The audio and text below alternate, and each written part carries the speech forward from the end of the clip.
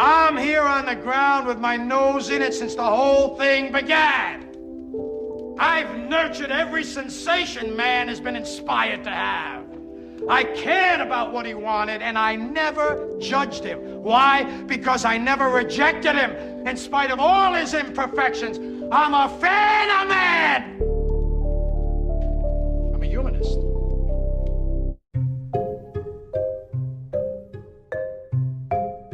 Maybe that's just you, Kevin, because I heard him perfect. Okay, well, maybe it is just me. Yeah. I just want to, because I'm having trouble with Morel, but I hear Kevin perfect, so it's kind of like a little triangle. Okay. Did he just say Morel? Morel. That's not my name. I didn't catch your name, man. Oh, sorry. Mariel. Mariel. Yeah. Yeah, my cousin can't say it neither, so it's okay.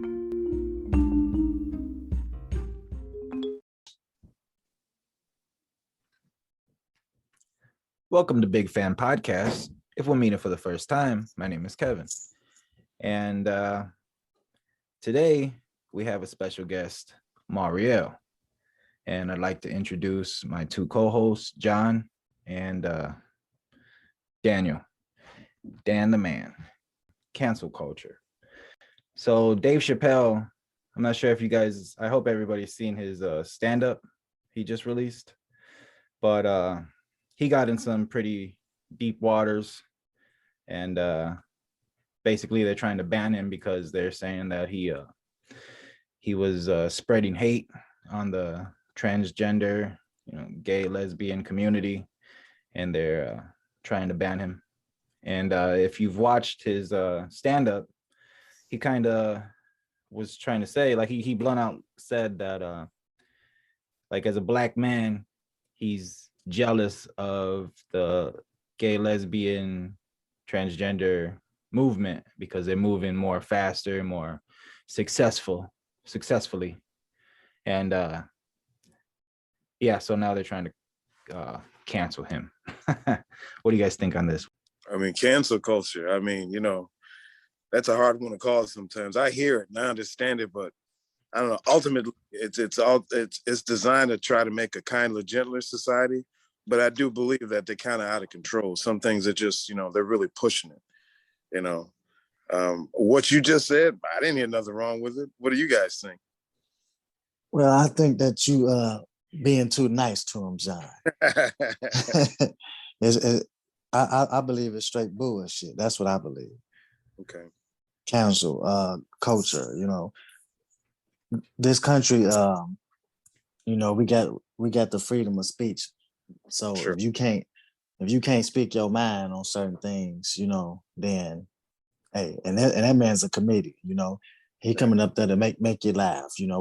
We can make a joke about killing a baby and everybody will bust up laughing, but we say something about somebody's sexuality. We used to be able to say it and it was funny. Now, why is it not funny no more? Because these people secretly trying to take over the world. You know what I mean? Dan, what's your take on it? Oh, well, I think, cancel culture has been around, I think, a lot longer than I think people realize. I think it probably has been around for maybe 5-6 years. I think it's only been talked about recently because it started targeting more moderate, more left-wing people. But it's definitely a problem. And I watched the Chappelle, what Chappelle did yesterday, and I thought it was amazing. I think he spoke a lot of truth to what's been going on, and he's, people with platforms are really the only people that can fight against it, because regular people don't really stand a chance, which is, why, I get reluctant to talk about certain things certain times, because, there's no coming back from it, in certain people's cases, and I'd rather just not deal with it in a lot of aspects. Yeah, so did you guys think it was funny, though, his stand-up, or did you think it was serious?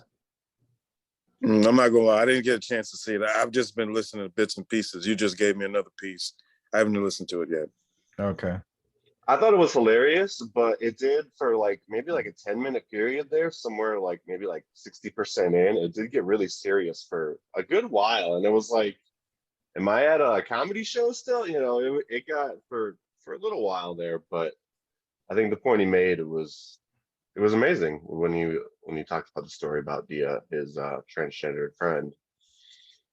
Well, I think that he passed that point of where he has to make people laugh. Now his character and his ability to be a genius is something that people like myself pay to see. Like if he didn't make one joke and stuff, I would still listen to him.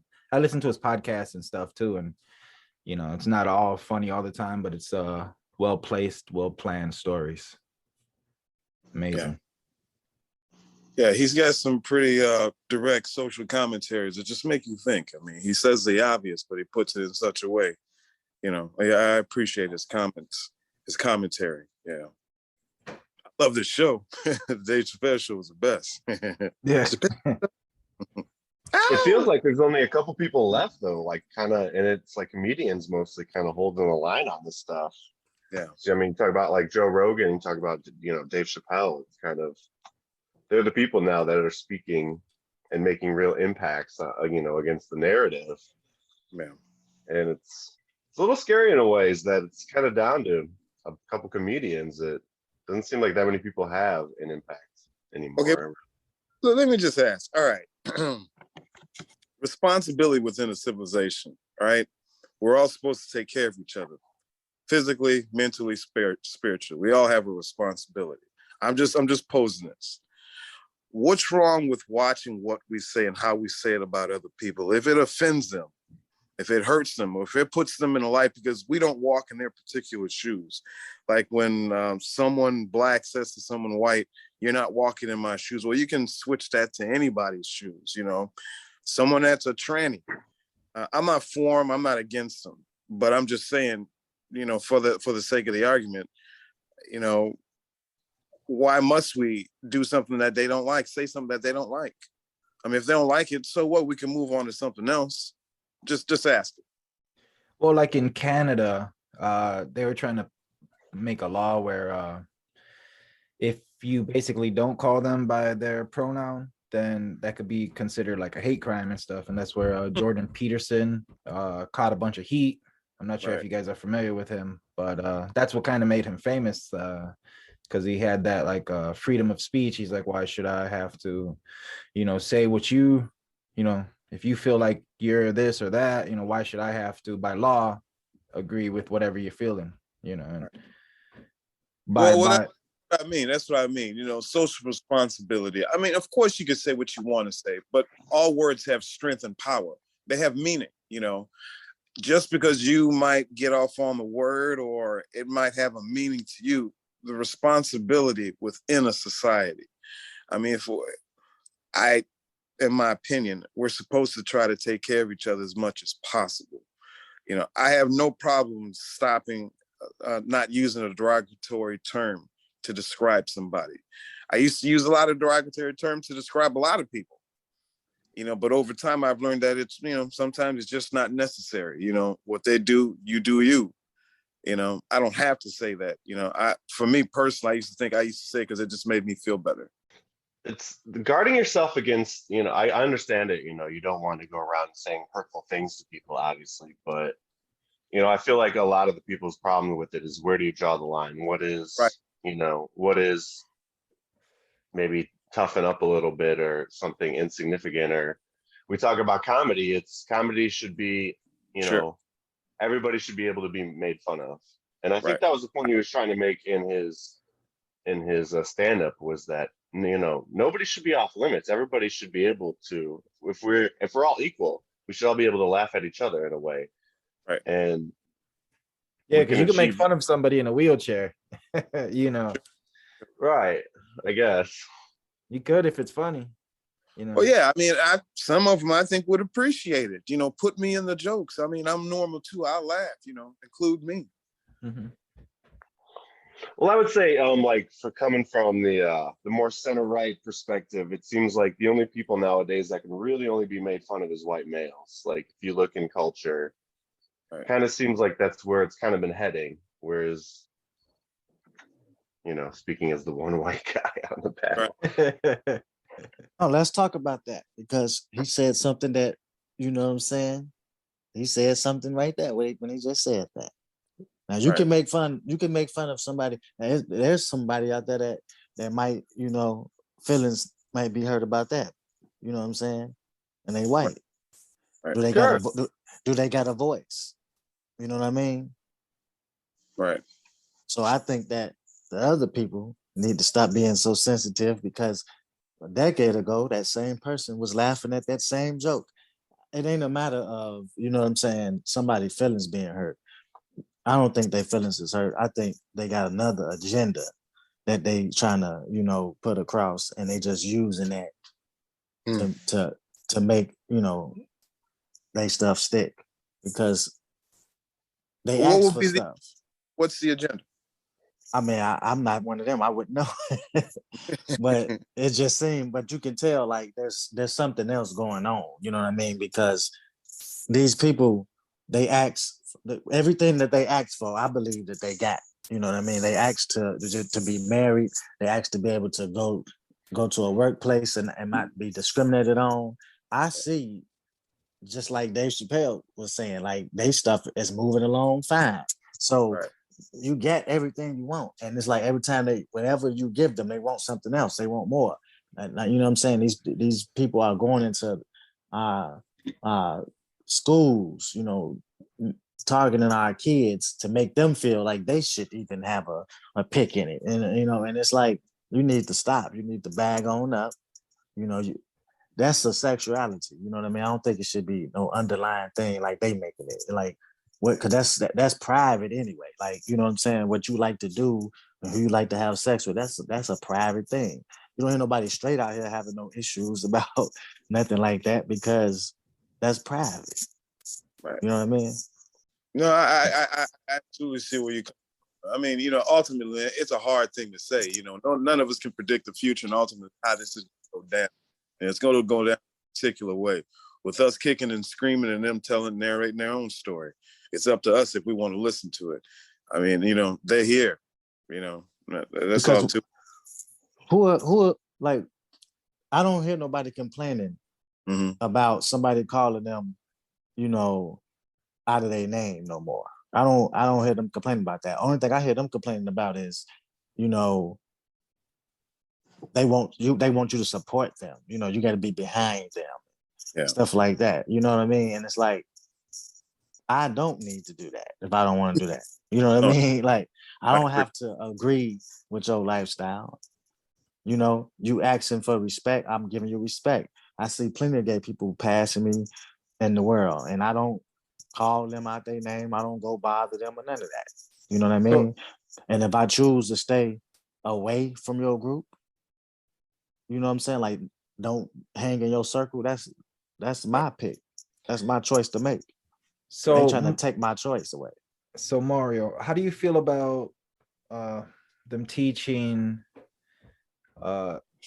gay, lesbian, transgender materials into the schools? I think it's pedophilia. I think it's evil. I think it's devilish. I really despise it. I don't like that. I think you should leave the kids alone. I mean, you talking to a 4-year-old, asking them something that he don't even understand yet. You know what I mean? Well, why do you think that they would want to teach people at a young age this type of information? I think they want to turn them gay. Turn them gay. Not let them grow up and decide, hey, maybe I'm gay. They want to force them to be gay. That's what I feel. They want the world to be gay. If your kids turn gay because they indoctrinated them with that gayness, then they can come home and try to get you aboard, and then the world will just be gay. They do have some pretty bizarre books out there. I know that they for kids to read at a young age, and I'd like to show you guys one of them. Please do. It's called or the Gay ABCs. Wow.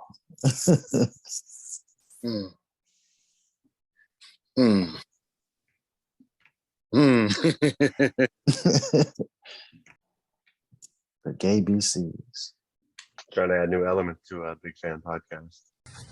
E is for equality. F is for family.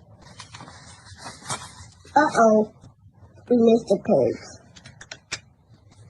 G is for gay. H is for hope.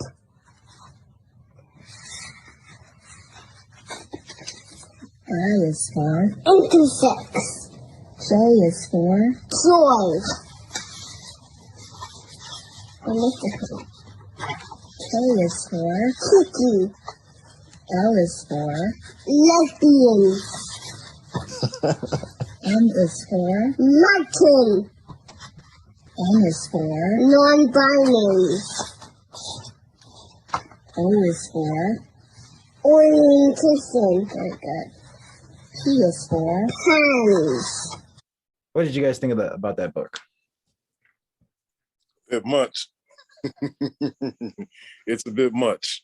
And see, they have dozens of stuff. Like, this is not even that bad of one and stuff. Like, they have one, I mean, that's just talking explicit about like private parts and things of that sort. And it's bizarre. It's like, I don't want my kids learning about that. Teach them about like something else. Kevin, I mean, I'm gonna call it what it is. That's pedophilia. That's pedophile shit. That's what that is. You got small kids? I got a 9-year-old, 9 months. My bad, 9 months. I mean, is it something that they teaching in the schools? I mean, I'm unaware of this. I got 2 6th graders, and I would hope they would come home and tell me that that's what they're learning. How long have they been learning this? I mean, that's, you know, it's not a good way use of their time. Obviously, social engineering children without the parents' consent. They teaching that type of stuff to like kindergartners, you know what I'm saying? Stuff and like real little kids. You saw the kid that was reading the book. He's little. He like in kindergarten, you know. And I think, you know, of course they teaching it to the bigger kids, I think too. Right. I don't know all the places where it's at, but they supposed to be trying to get it nationwide, you know what I mean? But it's crazy. I know New York. I think New York is teaching it to the kindergartners. So, you know, and they did this without the like a lot of, you know, it was like half of the community, the alphabet community parents, and then the regular parents didn't want it, and they was like, you know, and I think that if you got a dividing thing with the parents, then you just should leave that up to the parents to do that. Like if you're gay, you can purchase those books and you can teach your kid whatever you want to teach your kid. You know what I mean? Yeah. And I think that if you straight, then you know, leave it up to them. Yeah. You know what I mean? To talk to their kids about this. And some people just don't want their kids learning about, you know, lesbian or like binary, you know, unless we're learning about binary code and shit, and you're about to fucking become an IT fucking genius. You know, it's like when you mention sex, you know, boy or girl, it's, you know, try to keep it like the most basic and stuff with like a 3-year-old or a 4-year-old, you know, and it's up to the parent. I don't think you got to teach a person that anyway. I don't think that should be taught. Like because if you're gay, right? Let's say, like they say, you're born gay. I don't believe that myself, but if a person is born gay, then you don't need to teach them that, right? They're gonna grow up and they're gonna be gay. Only thing you need to do is support them, I guess, if you want to do that. You know what I mean? Well, I think it's to be teaching the people who are not gay, you know, how to deal with it, how to recognize it. You don't need to teach nobody that's not gay that what they need to know that. What do I need to know? What do I need to be taught about that? Everybody know right from wrong. I know not to say nothing to you that will be offensive to you, whether I walk in your shoes or not. I don't have to be gay to learn how to use manners. Now you should teach your kid manners. That's it. You don't have to teach your kid like this is a lesbian. They don't need to know that. They got time to grow up and learn that. Right. I know what a lesbian is. Nobody taught me that. You know what I mean? That's what I would say too. It seems really soon for all of this, like in general. I wouldn't even if it was talking about a heterosexual couple, it's what ages are we talking about? When is this, you know, when should we broach these subjects responsibly? And it just seems like it's too early, let alone the topic matter. Maybe That's what I'm maybe saying. You don't need to teach. Look, you don't. Before this agenda came about, kids was perfectly fine. You didn't have to go to a kid and teach them, hey, you like girls, you like boys. You don't have to talk to them like that. Let a kid be a kid. When that kid grows up, we got something that's called nature. What you gonna do when you're a teenager? You gonna fall asleep and have a wet dream. Right. You gonna dream about what you want to do. Right. I ain't have to teach my son to go play with yourself at the bathroom. That's something that the man gonna do when he gets when he had that wet dream, I guess. Shit. That's what I'm saying, man. Like, this is too much. Like, you don't have to teach a straight kid how to be straight. So you don't have to teach a gay kid how to be gay. If he's gay, then shit, it should come natural to him. You know what I mean? No, Leave the kids alone. I mean, we'll work on it. I mean, to shut down the discussion, I think is doing a disservice. I mean, maybe they're pushing too much, but they are pushing in the right direction. Something has to be said about it, because I think what they're concerned about is how quickly they can be pushed back into the closet. As soon as the discussion takes off of what their plight is, people go back to their old ways. I think that's what they're worried about. But why would you teach it to a baby though? A baby don't know nothing about none of that. No, I agree. Just like Dan was saying, I mean, certain subjects have to be age appropriate. You know what I'm saying?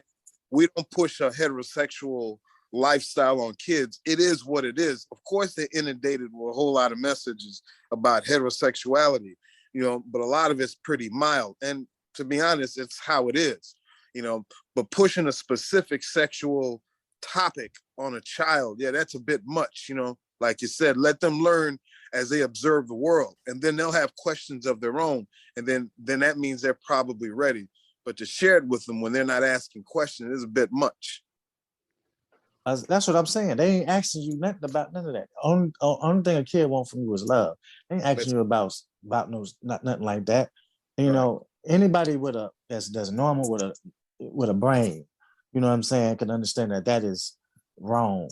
And me personally, I feel like it's just evil. So that's what I feel. What grade do you think it is appropriate for kids? I don't think, like I said, I don't think you need to teach nobody nothing. Now, what about in high school?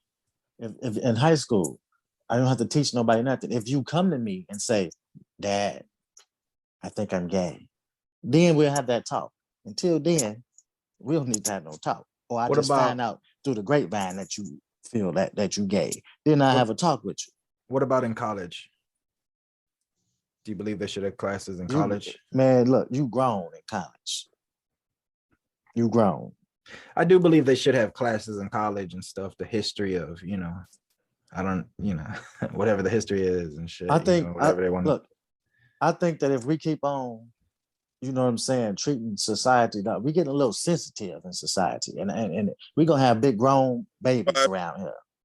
That's what we about to have. Big grown I think we're already babies. doomed to that.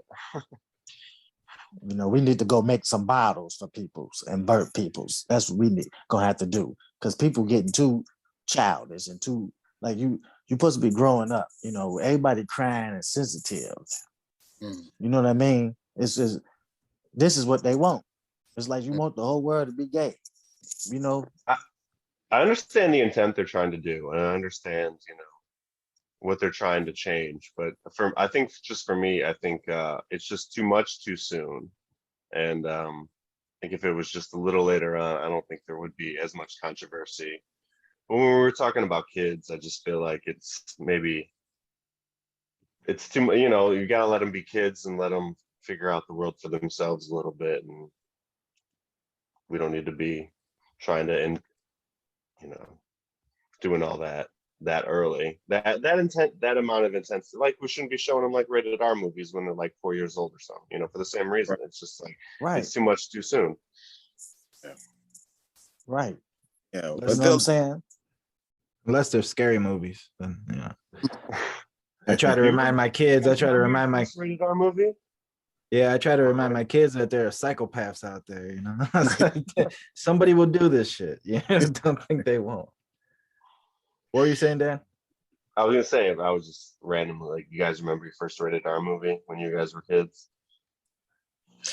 Man, I remember my dad took me to see The Penitentiary. Okay, that might be a little bit before you guys' time. The Penitentiary was starring Isaac Kennedy, I think. And Isaac Kennedy was this one brother. He had this like brown, lightly brown afro, little mustache, and he looked like, he reminds you of Sugar Ray Leonard. He was a television movie character of Sugar Ray Leonard. He kind of patterned himself out of it after. I think I saw that movie. Right. Long story short, he went to jail, right? And when he went to jail, I guess it was rated R. My dad took us to see it because he reminded him of Sugar Ray. And he was like, oh, man, I like this guy. I like him because he looked like a boxer, because in the movie, he was a boxer. Long story short, there's a scene where they mix the women's prison and the men's prison together. And some dude breaks into the ventilation system, drops into the women's bathroom, and there's a woman in there, using the restroom, and they started getting it on. He pulls up her dress, and he doing things with it. And my dad and us were just sitting there. We're just a bunch of little kids. He didn't say a word. And then when we walked out, he heard it was rated R. He was like, "Oh, I didn't know." Yeah, I think I must have been maybe 8 years old, I'm thinking. Yeah. I'm surprised they let you in the movie. Man, well, if you go with an adult. Yeah, you with an adult. Oh, okay. Yeah, well, they left it up to parenting. They like, well, that's your kid. Do what you want with them. Did you guys hear about that one transgender male or one transgender person who you ain't saying it right. went into the female washroom and raped a 14-year-old teenager and sodomized her and was arrested for it. But like that's this just is recently, and that's like one of the fears that like straight people have. It's like, you're gonna fucking rape my wife or some shit while she's using the washroom and shit. And it's basically a male in that washroom, and if they're, somebody could basically be crazy and dress up as a girl and knowing what they're about to do, which he did. And sure. Well, I think the crazy story, like to add a little bit more context, was that incident happened, and then I think the school board later denied it, that there was no such thing took place, and then that alleged perpetrator, whoever it was, ended up going to another school and doing exactly the same thing to a different student, and I think that's where the outrage got to another level. And this is recently too. And see, that individual probably wasn't even a real gay person or a transgender.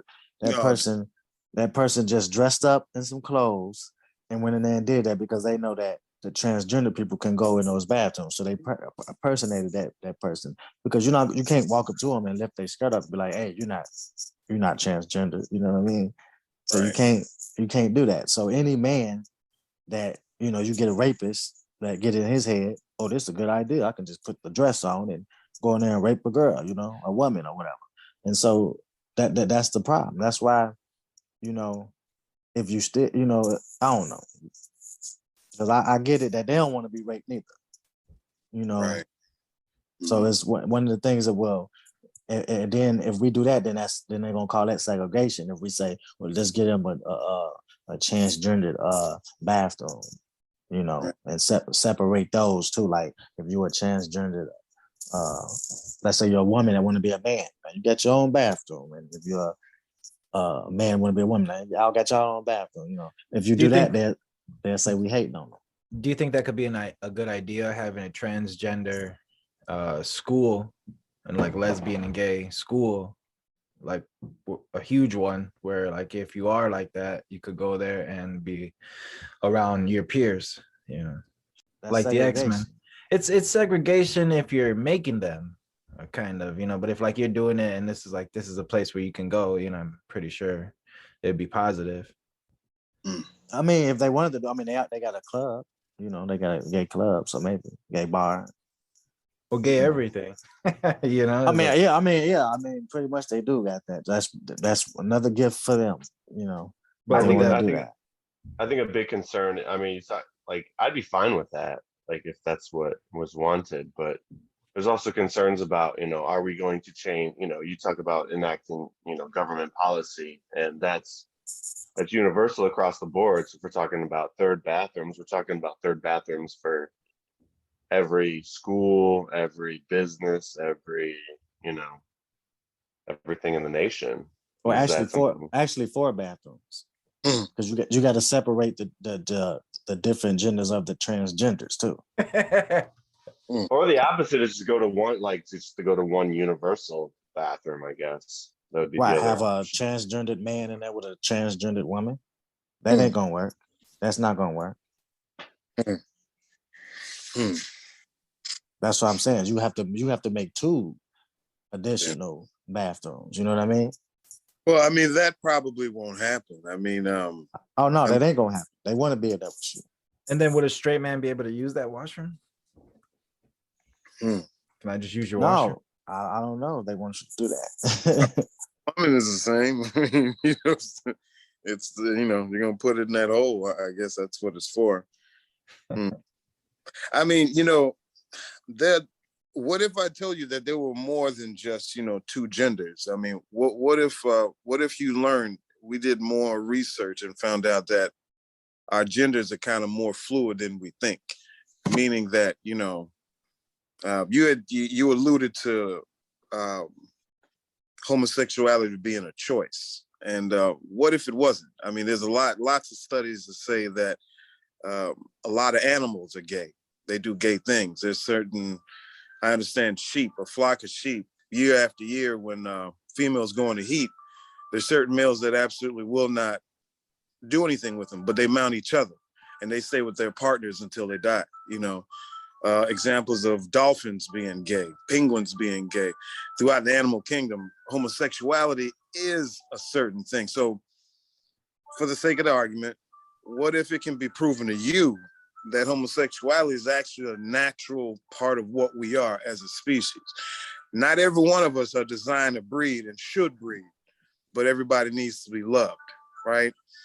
And maybe that's just how they express their love, and that's just a percentage. Maybe it's just a natural way to control numbers. 10% of sheep are gay, and that kind of equals out to the number of people in this country that are gay, 10%, or 10% of the population in general. Maybe it's a normal thing because you're not gay. I know I'm not gay. I couldn't accidentally trip, fall, and then find myself in a gay position because I'm not gay. You know what I'm saying? I mean, it just doesn't work for me, so I'm comfortable with my sexuality. You know what I'm saying? I won't falter, but I suspect people that go overboard, maybe we need to discuss your sexuality. Can I ask you a question, John? Yeah, please. Do you believe in the Bible? I am not a religious man in the least. I'm sorry. No, not at all. Oh, okay. Yeah. Well, that won't help you. What I'm about to say. Never mind. But I'm open to biblical interpretations. I try to understand what they may mean literally, and how it pertains to the conversation. So you could try it.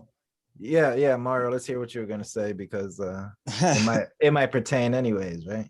Right. Yeah. I mean, if somebody might listen out there and it might help them, but. No, the Bible said that it's an unnatural thing. You know what I mean? So in Romans 1, I think 27 or 26, it starts talking about that's an unnatural thing. So it said, because it speaks about the woman leaving the woman's natural way of having sex and start burning the lust for another woman. Then it said that about the man as well. So that's an unnatural way for us to feel for, like we're not supposed to have feelings for another man. It's unnatural. But, some people is unnatural. You know what I mean? Right. That's just what that is. And, and I ain't saying that we should hate those people and outcast those people. Those people are, it's just what it is. You know what I mean? Animals do unnatural things. It's unnatural for a male dog to want to do that to a dog, but you know, those animals, you know. So I don't know, but that's just what it is. Like we do a lot of a lot of things that we ain't supposed to do. Like uh, a pedophile may feel like he was born and he has those natural. He might say that's natural to have those feelings for a little kid. You know what I mean? Mhm. But just because that's because you feel something in you and you say you love. Because I was actually looking at on Facebook today and I seen that a 50-year-old guy had married a, a girl that he helped raise, kind of like what Willie Allen did. Mm. You know, and so we'll say that's wrong. A lot of people will want to kill the man because he raised the kid and then he married the person when they got to a age. You know what I mean? So everything, a lot of stuff that we do is not right, even though we may feel that it feels right to us. Like the Bible said that there's a way that feels right to a man, but it leads to death. So we can't just do everything that we say we feel, because that's not a cop out to go do it, you know, because some people like killing, you know. Jeffrey Dahmer, when he ate those peoples, it was delicious to him. That was food to him. It was natural to him, but that wasn't natural to do. I mean, I feel you. I mean, you know, like I said, I'm not a religious person. You know, my mom is, most of my family is, I'm not, you know. I don't know. I guess opinions are opinions and facts are facts. I can't say factually that, you know, that they're right, but I can say factually that it's not, I don't think it's abnormal. I think it's law of averages. I think it's nature's way of birth control. Not all of us are supposed to have kids. I really do think that, because a lot of us who do have kids do a piss poor job to begin with. So I think the honor of having a family and raising productive people are for the few. And like I said, on your way out, I mean, you know, you love who you love. I mean, it doesn't bother me. I can't remember the last time somebody rang my doorbell in the middle of my dinner and it was two gay men having sex on my porch. You know, I've never been offended by homosexuality before, to be honest. Sometimes I'm uncomfortable with it. I am. I'm not gonna lie. I'm uncomfortable with it, but that's because, you know, I'm very heterosexual. So when I see it, I'm comfortable with it. But I don't have to do it. You know, I don't have to wake up next to, you know, the same gender in my bed. That's not my issue. You know, any man that can fall in love with another man, I mean, it must be real, because they're going up against a lot of odds. You know, I think people have always beaten them up and beaten them down for doing what they do, but yet they still persist. I think it's something to say. But going back to the fluidity of genders, you know, I mean, you've heard of hermaphrodites, right? Hermaphrodites. Yeah. Yeah, people more the two genders, you know. I think there's some Yeah. more categories. There are more categories. So as the years go by, there's going to be new people asking for their, you know, for their day in the sun. You know, we deal with the trans. I mean, we had to deal with the gay community to some extent. Now we deal with the trans community. There's going to be more. You know, I think ultimately the story of what we're writing, how we're going to exist in the future, is being written right now. The rules are being challenged because the rules don't work for everybody, and they never have, you know. So right now, compared to any other time in history, right now is the time to bring up your beef, because if you don't, you'll be put back in the closet. So I think we got to hear them. We got to listen. We have to consider. The same way as a Black man, you know, they never considered us. You know, I know to make the comparisons, people say, well, it's not the same, you know. Gay people and Black people, it's not the same thing. Yes and no. I mean, as a Black person, we kind of know what it feels like to be singled out and to be focused on for your attributes, you know.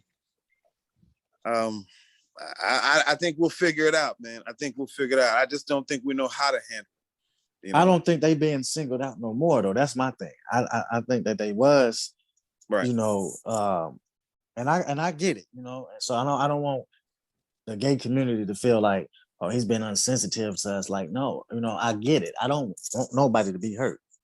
Right. Especially for you, loving another person. You know what I'm saying? Whether it's a man or a girl. You know what I'm saying?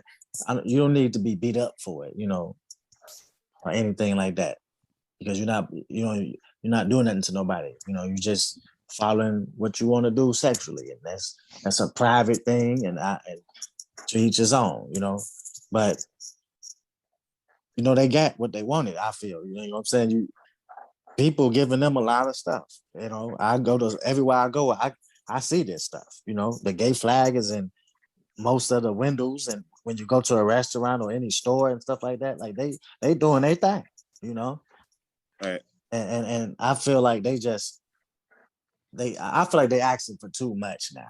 Like you want to talk to the kids. You want to, like what you need to mess with other people's kids with this issue. But that ain't for everybody. That's for you. You want it to be like that. You being like that. You want to get married. Yeah.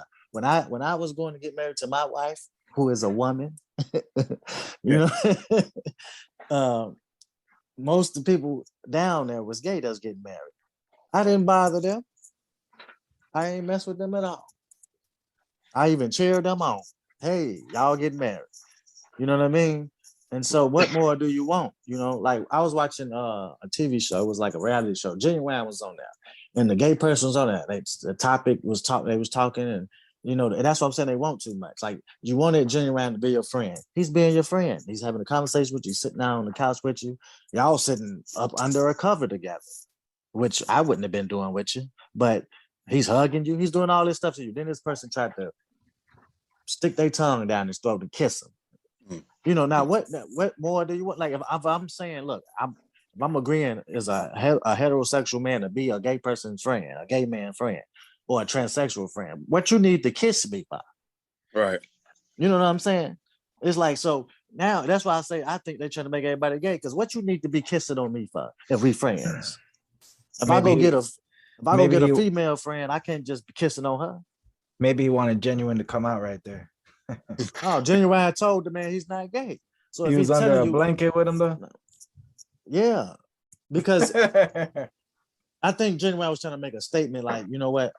Because they was on TV and he was like, "I'm your friend," and the person probably, I think the gay person, the one, wanted to sit on the cover with him, but they suggested that. So he's trying to be, and he probably was uncomfortable, but I saw that he was trying to make them feel good and make them feel comfortable and accepted. Like, I'm accepting you.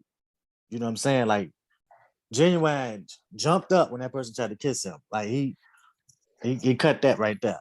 And so the person got all mad and stuff and made a fuss about it. And I was like, now see, you wrong. Because right there, what you just did is considered rape and sexual harassment. Trying to force yourself on that man like that. And that man telling you he don't feel like that. You know what I mean? Right. Well, I mean, those are those unusual encounters that happen between peoples. I mean, I'm not saying Genuine is a homosexual, but I can see maybe how his looks will, attract a certain type of person, But I don't think it's like something that, a few samples to determine the fate of an entire group of people. That just happens. I mean, because ultimately they're people. You know what I'm saying? No matter what gender you choose, they're going to do the things that people do. You can have a man in a room with a woman, and he's just one of them hyper sexualized dudes that he's going to make a play for the woman, Transgender people wouldn't be that much different.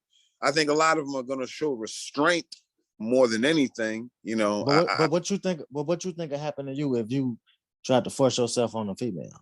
If you tried to kiss her and she already let you know that she don't want that from you, what you think will happen to you?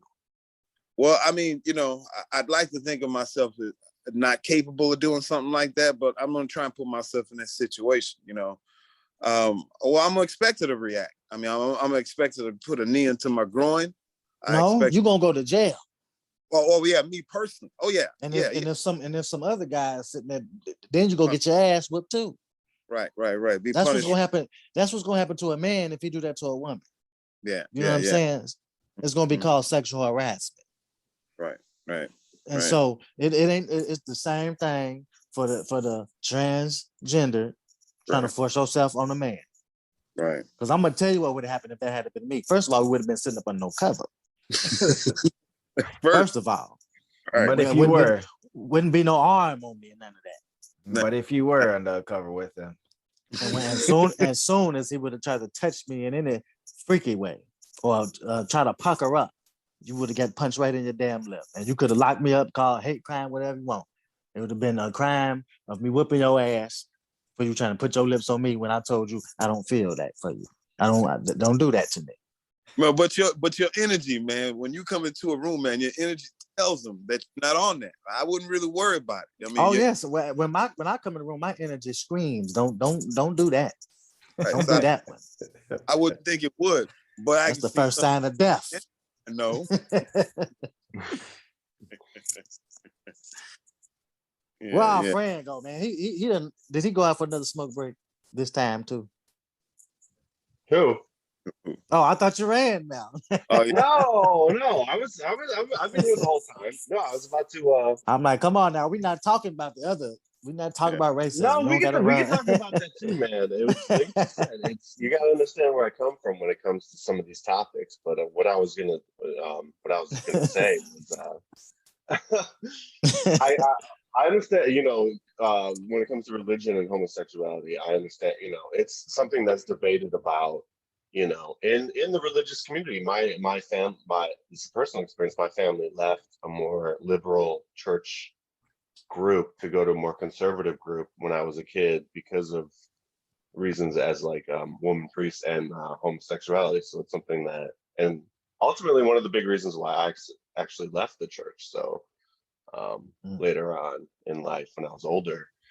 But what I was also going to say was, and I feel like you talked about it, like you kind of mentioned it, Marielle, and it's something coming from, like I said, I guess I represent more of the center right, fact is sometimes it seems to me like there's like this sort of, it's like a contest and between, who can be the, I don't know, victimization or, what stuff we need. And it's just like, well, the gay community is getting more than our community. So it's not, and and I understand, and it's coming from, That's Dave Chappelle. That's how you coming from it. I'm not saying they get more than our yeah, community.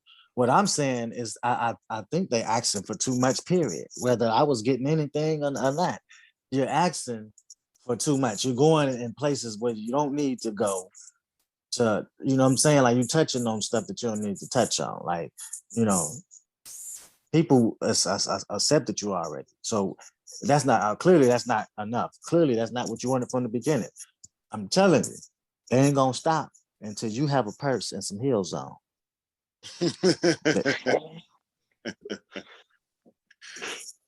We'll be okay. Some of our people already rocking them skirts. Ain't that right, Puff Daddy? Huh? Is that Kanye or West. Jaden Smith, right? Yeah, Jaden.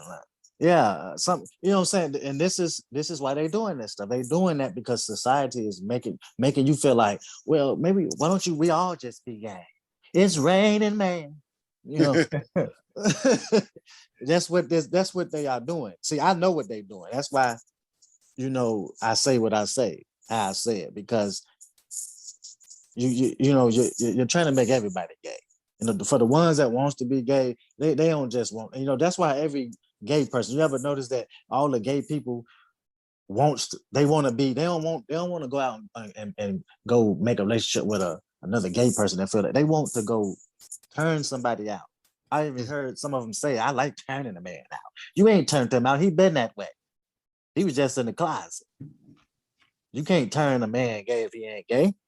Right, that's what I feel. I mean, it just won't work. I mean, the equipment got first. I mean, but for you to even want to do that, that show the evilness about you, that you got the mind and the heart to want to try to turn somebody that way.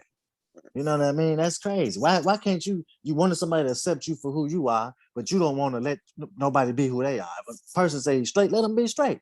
What's wrong with him being straight? So Mario, you're from Chicago, right? Yes, I am. Would you say that there's a very high violence spike lately? I guess so. I ain't been paying too much attention to that. But yeah, people dying and stuff. Are you numb to that? I mean, it's happening, Well, I understand that you have a plan of how to stop the violence in Chicago. Yeah, National Guards have them come in. Tell us your plan. National Guards come in and do what National Guards do. National Guard this shit. Set niggas down.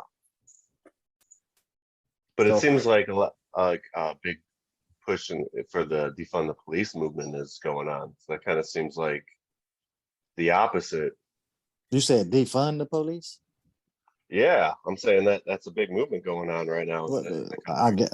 Yeah, they trying to get that to happen. The police ain't doing a damn thing. That's why they can do more. They don't care.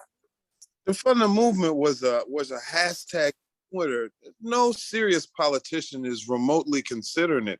People may demand it, but there's not one single movement towards that. People just said maybe spending the money more wisely instead of certain police departments militarizing themselves with armored vehicles like the spoils of war. Instead of that, how about mental health? A lot of people that are in jail that don't belong in jail, they have mental health, but because there's just no money to fish them out, they let them rot in prison, and that's not helping anybody. But defund the police, that was never a real thing. No politician, no Democrat since then has even uttered the words, but on the right, they keep bringing it up as if though it's a discussion. It's not a discussion, not at all. I've never heard it. It got people stopped talking about it because it started. People were trying to start it, and it immediately flopped, and people saw the rising crime, and people backed off of it really quickly. It wasn't politically popular as it once was, maybe last year.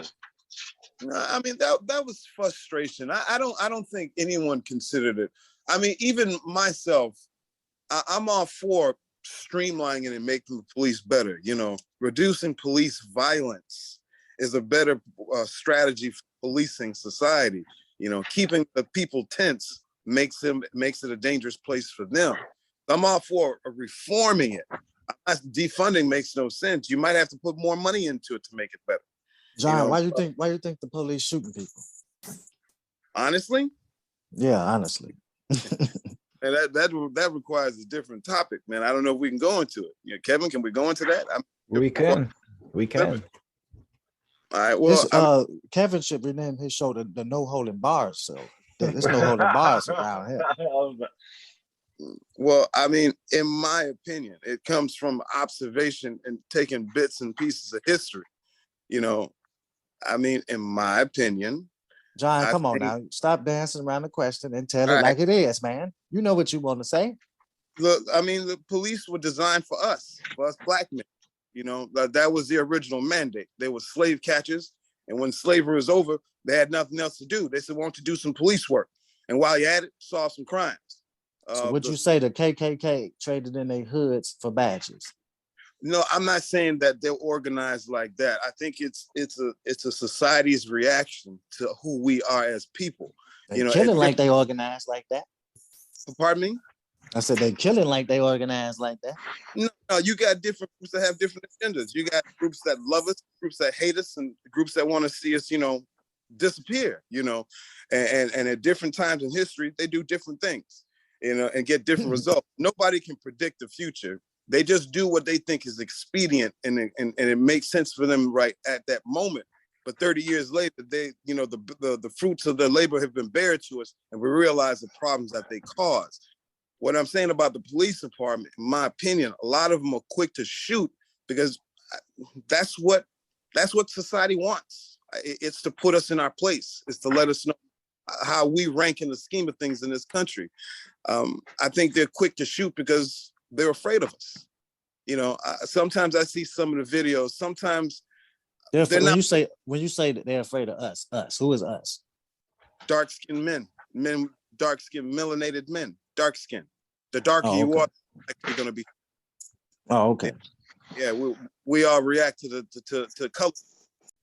Yeah, so in my opinion, I mean, it's to keep us in line. It's to keep us where they want us. I mean, this whole election thing, it has nothing to do with an election lie. The lie is to cover the fact that white supremacy is being challenged for the first time in the country's history. They predict a future that might not happen. They're concerned that all the bad things that they did to us, the term minority really is a bad word. They've been calling us that, treating us like shit and telling us that stop worrying about it. That's not true. But with the hint, the slightest idea that they may be a minority, they're going crazy. And so they're setting themselves up to have minority rule all across the country. They're playing it smart. They're playing the system. For the first time, democracy is not going to work in their favor, so they're going to cheat. I'm concerned about that. And the police represents the feelings of not everyone, not every last one of them, but they truly do represent the 71 million people that voted for Trump. I mean, them 71 million people were saying something to me loud and clear. They want their country. And they're going to do whatever it takes to get their country back. Cheat. They got it. Ain't nobody, we ain't never had. Right, that's what I'm saying. They overdoing it. You know what? As a Black person, I don't know nothing about oppression. I really don't. I wasn't born at that time. But I feel my ancestors' pain. You know what I'm saying? I feel it. In my opinion, a lot of Europeans don't understand that oppression. So they make light of what freedom really means by equaling a mask. It has not freedom. You gotta be kidding me. There are people that are victims of genocide, historical genocide. They're people. They understand what that means. Slavery, religious persecution. They understand what that means. If you're trying to equate wearing a mask to freedom, then you don't know what that means. And because of that, they're gonna overreact to what's gonna happen by 2040, 2050 range. They're gonna overreact. And the police represent that, going back to the cops. Their overreaction is just how a community feels about this. You said it, man. No, a couple things I feel like I gotta say, because please. As someone who voted for Trump in 2016, and just saying that is something I don't want to even ever, I don't talk about with people because of kind of what was just, I don't know, a little bit was just said is we live in a two-party system, and I feel like, kind of what was just, said, if I don't vote for one party, I'm a racist in a way. And it's like we live it really bothers me. And I feel like we're seeing the results of, what I would say is right now what we're seeing we should have voted for Trump again, because I feel like we're seeing the results of that in this world right now with all the horrible things that have happened in the past 8 months. And it's just, You said we should vote for Trump again? No, I'm saying no, I didn't say that. I said it's how we talk about people that voted for Trump. There's two parties in this. If this was England or France, when there's 6 or 8 parties, it's like, okay, I could see if you voted for this one specific party, then it's a thing. But in this country, there's really only 2 parties. Right. So how I always felt like, if you're telling me I got to vote for one specific party, or otherwise I'm a racist, or I'm, whatever, it kind of really, it gets to me, like in a bit, because there's only 2 parties, So that's what I would say first. Yeah. But then it's not to paint you as a race. It's not, if I've offended you in any way, try to paint you in a corner, I apologize. What I'm saying is, the end result of what the current Republican Party wants is white supremacy. In the end, when you boil away all the other that. But when they're trying to take away the votes in various states, they're trying to find ways to eliminate 7 million votes in the next voting election by casting all types of little obstacles. The whole idea, having people have an ID to vote? No, it's more than that. It's way more than that. The idea has always been the contentious part, but it still persists. And some people got the ideas from, what I'm saying is like the mailbox, the drop-off box, the drive-throughs, the souls to the polls, all these efforts to increase voting, they're stymieing it. And I understand why they're doing it. And this is not the first time it's been done. This has been going on for the last 25 years, since Clinton's administration. I'm a little older, so I've been watching how They've been playing with districts to remain in power when they don't have the numbers. But that's a bipartisan issue, though. Both parties redraw districts, and both parties are changing districts around to serve their needs whenever they're in power. That's not just a Republican thing. Well, and one is doing it really for a different reason. The Democrats do it out of response to what the Republicans are doing. Remember, one group feels as if though they've got something to lose. They say it all the time. When we as Black people watching the television, you got to understand our perspective, but I'm not speaking for all Black people. I'm just saying, when I interpret it, and I think a lot of us are, we see something different. We see in the end, what they're really asking for is absolute control of the country. Now, I don't feel like these people have the intellectual capacity to run the country. All those idiots that are on the lawn, January 6th, they're a bunch of idiots. I do not want people like that running the country. I take my chances with people that are doing it, because those people, they're not patriots, because they're crying about something that they lost fair and square, and they're willing to destroy the country. Did they, though? In order to change our votes. Hold on, I'm getting this. You got the same people in office, though. The same people are still in office. We could talk about the influence of Mark Zuckerberg in the elections and how they censor certain news and not other news. I think you could talk about the Arizona audits, and if you've been paying attention to those are kind of weird stuff going on. And I think mail-in balloting was a total farce. We're all for Amazon employees. We're all four of us are Amazon employees. But Amazon itself, when voting for a union, did not want to have mail-in ballots. And why did they not want to have it? Because there's a lot of chicanery and a lot of weird stuff that can go on. But understand how we feel again.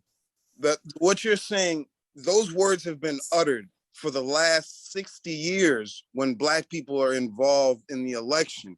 Any attempt to increase their votes, you're not saying anything new, and this isn't something new that I've heard. The attempt to lessen the Black vote has always been there. It's not new. You know, Trump didn't invent it. All he did was put gasoline on it, light it on fire, but it was always ready to burn. You know, we see it that way. We see it that way.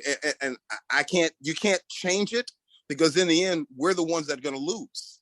So you think the Democratic Party is better?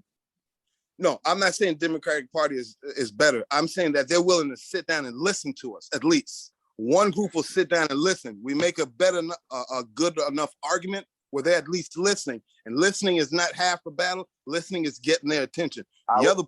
What makes you think they listen? Because they sit down and talk. I mean, yeah, that's because somebody sit down and talk. Don't mean they're listening to you.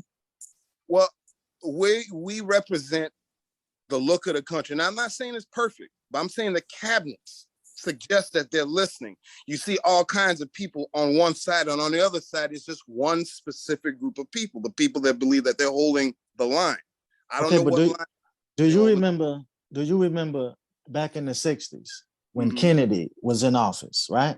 Yeah. And he pretended to be for a certain group of people. Right. You know, and these people, they plan to march down there and tear some stuff up, right? And so what he did was infiltrated their movement. That's what they do. They just send people out to make you feel better so you can suffer peacefully. That's all they do. You know, it's not intended for either side. Both of them is racist, if you ask me. This man is on camera, the one that's the president now. He's on camera. Back in the day when he was a little younger, saying some racist stuff, that didn't go away. So he's no better than Trump. Better than nobody else that been in there. He's no better than Trump. These people shake each other hands and they belong to the same secret societies. These people don't care about you at all. These people want to vote and they gonna play a monopoly with you. It's just like boxing. You got the blue corner and the red corner, even in boxing. These people sit up there, the powers to be, playing games with the American people, and none of them care about you, not on either side. I don't know. I mean, I respectfully disagree. I agree that they're not fair. It's not like they're the polar opposite. They're not. I said this once to someone. I said, you know, the white liberals, in my opinion, they seem to be in a very difficult place. I think, like I said, for the last 300 years, we've made the better argument. You know what I'm saying? We are people. We're not 3/5 of a person. You know, we feel the same way you do. We do the same thing. I know that, you know that, right? that we're not 3/5 of a person, but that man still don't. That man, look, they don't care what Who's you. they? Democrat. These people that's sitting in these offices, man. They don't. These people got the same agenda. They just playing with the people. They don't care about what you talking about. Like, you know what I'm saying? When everything was everything, even Lincoln, when he everybody keep praising Lincoln, talking about Lincoln, Civil War and all that type of stuff. This man had slaves too. People don't care about you. If you cared about black people, you would never have no Lincoln, I slaves. mean, we want to link. Lincoln was on the record, and he even wrote about it, how he wished he could send all the slaves back to Right. Africa. He had written about that. That's No. You don't talk about that about Abraham Lincoln, but he even said, like, if I could end the Civil War and send all the slaves back to Africa, like, I would do it in a heartbeat. Yeah. He wasn't worth a damn. That's why they put him on the penny. He wasn't worth a damn. So Yeah. y'all say what y'all want about these people thinking they love you. They don't love you. I'm just saying that, you know, it's a little more complex. Things aren't so easily black and white, you know, one or the other. I think what Lincoln's role in history and slavery was, he got the ball rolling. That was the thing. Ultimately, maybe he had racist views, but he knew that there was a great evil. The evil was slavery. And when the opportunity came upon him, he took advantage of it, and emancipation happened. You know, without certain players, we wouldn't be in a good position that we are in right now. I mean, things had to happen the way that they went. And it's not perfect. The struggle still ensues. I mean, we still struggling, man. I mean, despite everything, you know, people think Michael Jordan and Oprah Winfrey represents our success, you know, a fraction of a percent. You know, our people still struggle every day with certain things that we shouldn't be struggling in the richest country in the history of the world. It doesn't make sense, but yet we are. You know what I'm saying? So the work is ongoing. Maybe it's not for this generation, you know what I'm saying, but it'll happen. It's only one way you're gonna get what you really need for once and for all. You know, all this sit up there trusting your oppressor, Right. you know, to give you something. As long as you trust him to give you something, you ain't gonna never have nothing. Because let me tell you like this: we sit in this country, right? And in our neighborhoods, we the only people that got a neighborhood where people come in, and I'm talking about the Chinese come in, the Arab, the white man, they put their businesses in our stuff. Yeah. If you go build you a business in their neighborhood, you know what they gonna, nigga, sit your ass down and get up out of here. Yeah. They ain't gonna let you do that. When we had Black Wall Street and was trying to do something for ourselves, what they do? Burnt that motherfucker down. Yeah. Not no petty gangbangers, not just the KKK. The government came in and tore that motherfucker down. Now, if that don't show you that he hates you, then I don't know what else you got to see. He's not for you. Love examples of that. The Black Wall Street was just a bigger example. There's about 12 incidences like that. That's what I'm saying. Right. You can't have nothing in this country. To bring us back to the National Guard and how you were saying, like, you believe that they could basically bring law and order into Chicago. How do you think that would go down? Like, do you think that they would go to like these crowds of people and just tell them get inside the house? Like, it'd be that easy? Or I think they might have to get a little rough for these knuckleheads that's walking the street now. But that's gonna be hard though, because we have a fly. constitution. Yeah, we have a constitution that protects us. You know, so much freedom, you know, separates us from being bullied into. Yeah, and another thing they can do is stop supplying them with the dope and the guns. You know what I'm saying? Oh, don't be blaming us Indiana people. They're giving them this stuff. I'm talking about the man, that same devil that been giving it to him in the first place. He can stop supplying them with it. I agree. There's a formula how this happens. You know, people who don't have that much political power, don't have that much economic power, they sure do suffer the ills of the economics of guns and drugs in the community. That we're just making a correlation and trying to understand why. You know, the guns and drugs showed up in our communities in strength as soon as the Black Panther Party was being dismantled. It showed up in strength. You know, right. You got where we're coming from, Dan.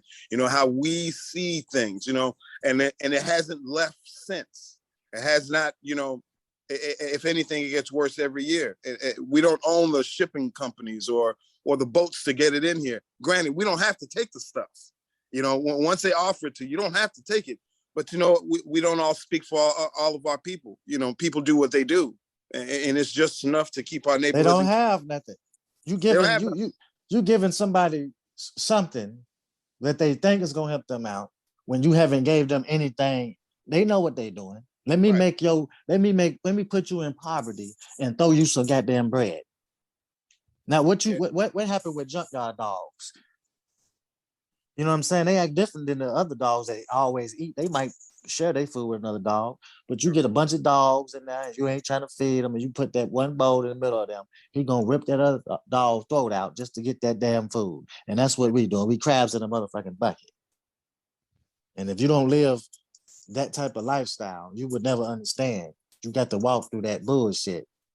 You know what I'm saying? And so this is the black man's life. That's why a nigga like me talk crazy. And I not really talk crazy, but say what I feel. I'm very militant, yes. You know, because I ain't trying to make white folks feel uncomfortable, but I'm gonna tell you the truth. You got to know the truth.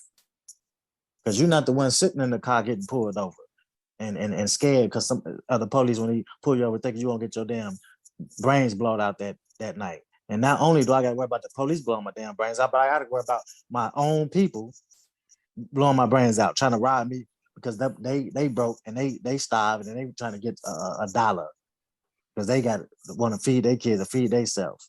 You know what I'm saying? We in hell, man. This is what this is for us. Right. Right. I mean, Dan, you know, like I said, you know, it's just different perspectives.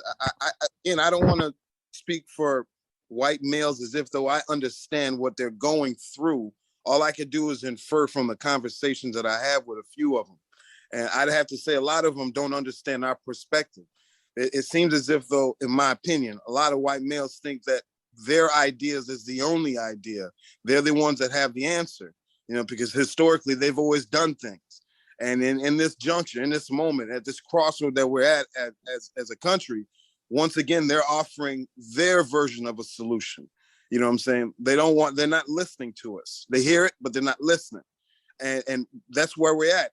I don't think it's to make white men feel guilty, but they hold a lot of power over a lot of people, and a lot of white males don't seem to understand that. You know, going back to the police, again, I respect the police. I send money to the Fraternal Order of Police. I have for a while, you know. I have family members of the cops, but there's just certain cops that are there not for just policing, but for reasons that seem that are, you know, built on representing a way of thinking. That's why they're quick to. Let me rewind just a taste. You mean tell me you get the police some money? I have. I have. Hell no. I ain't giving the police $1. They get enough money out of me. They get enough money from taking it from my taxes. I ain't finna volunteer them a dime. Fuck them. No, it's for those extra things that the budget doesn't give to them. You know, they try. They don't need nothing extra. We do have different perspectives, and there's no denying that's right. And there's no denying that there has been stuff in the past, and there's still currently stuff going on that is, you know, racist. There's no denying that. But it's just let it out. To me, how I don't want to say. We'll say black people that I've talked to, how they view the police, and I understand it on some level, but on a whole other level, I completely disagree and completely see it completely different. Is they are what separates us. They're what separates us from anarchy. They are what separates this country from total anarchy. And I would say for the second thing, I would say they see the worst of society, and they see people getting murdered every day. Can you imagine the PTSD that must be running through many of these cops' bodies and brains? Can you imagine seeing someone being murdered in the worst possible way? Can you imagine seeing the worst people in society every single day of your life and wondering if I'm actually going to make it home alive? Right. You know, at the end of my shift, we go to Amazon. We don't have to worry about dying. you know, Right. for the most part. They might be pulling somebody over for a random stop sign. They don't know if that person's on their last strike. They don't know if that person's about to do 50 years in jail if they check their fucking license plate or some shit. So I hear you. I hear what you guys say, and I totally agree. And that stuff is wrong. But I also see the other side where these people save us from anarchy, literal Yeah. anarchy. And I feel like Chicago is about to see that when they're about to lose half their police force to the vaccine mandate. That people are going to see what it's like to really not have police. And I understand that there needs to be reform. I understand that there needs to be accountability. The police helps you, Dan. The police don't care about me. If something happened to me, like the police Arrested me for some shit too. Yeah, they might have arrested you, but they don't seek to shoot your motherfucking brains out your head like me. Come on, what's the number on that per year? What's the number on people per year? Come on, like you can say that, but it's not. It was 50 a year. Is that what it is? The only reason, look, you want to talk about numbers? I say the only reason why they haven't killed all of us, black folks, is the God in heaven is holding them back. Now he ain't gonna let you do too much. I understand why he said. I don't agree with him, but I completely understand why he's saying. Absolutely, it's because the discussion that should have happened between the two groups simply just never happened. And then we let all these ideas fester in our heads. We see it one way when we don't see an improvement. And you guys say that there are improvements when we don't see it. We're like going completely on opposite ends of the pool and swear that we're learning how to swim. We're on opposite sides of the pool. Don't know how we're swimming. I haven't seen you swim. We're just further apart. But I understand why he's saying it. I don't agree completely, but I completely understand why he's saying it. You know, because perception. Remember, Dan, everything is perception. I think if white males want to improve the country, I mean, I think it just really takes changing perspectives, understanding someone else's plight, a little more empathy.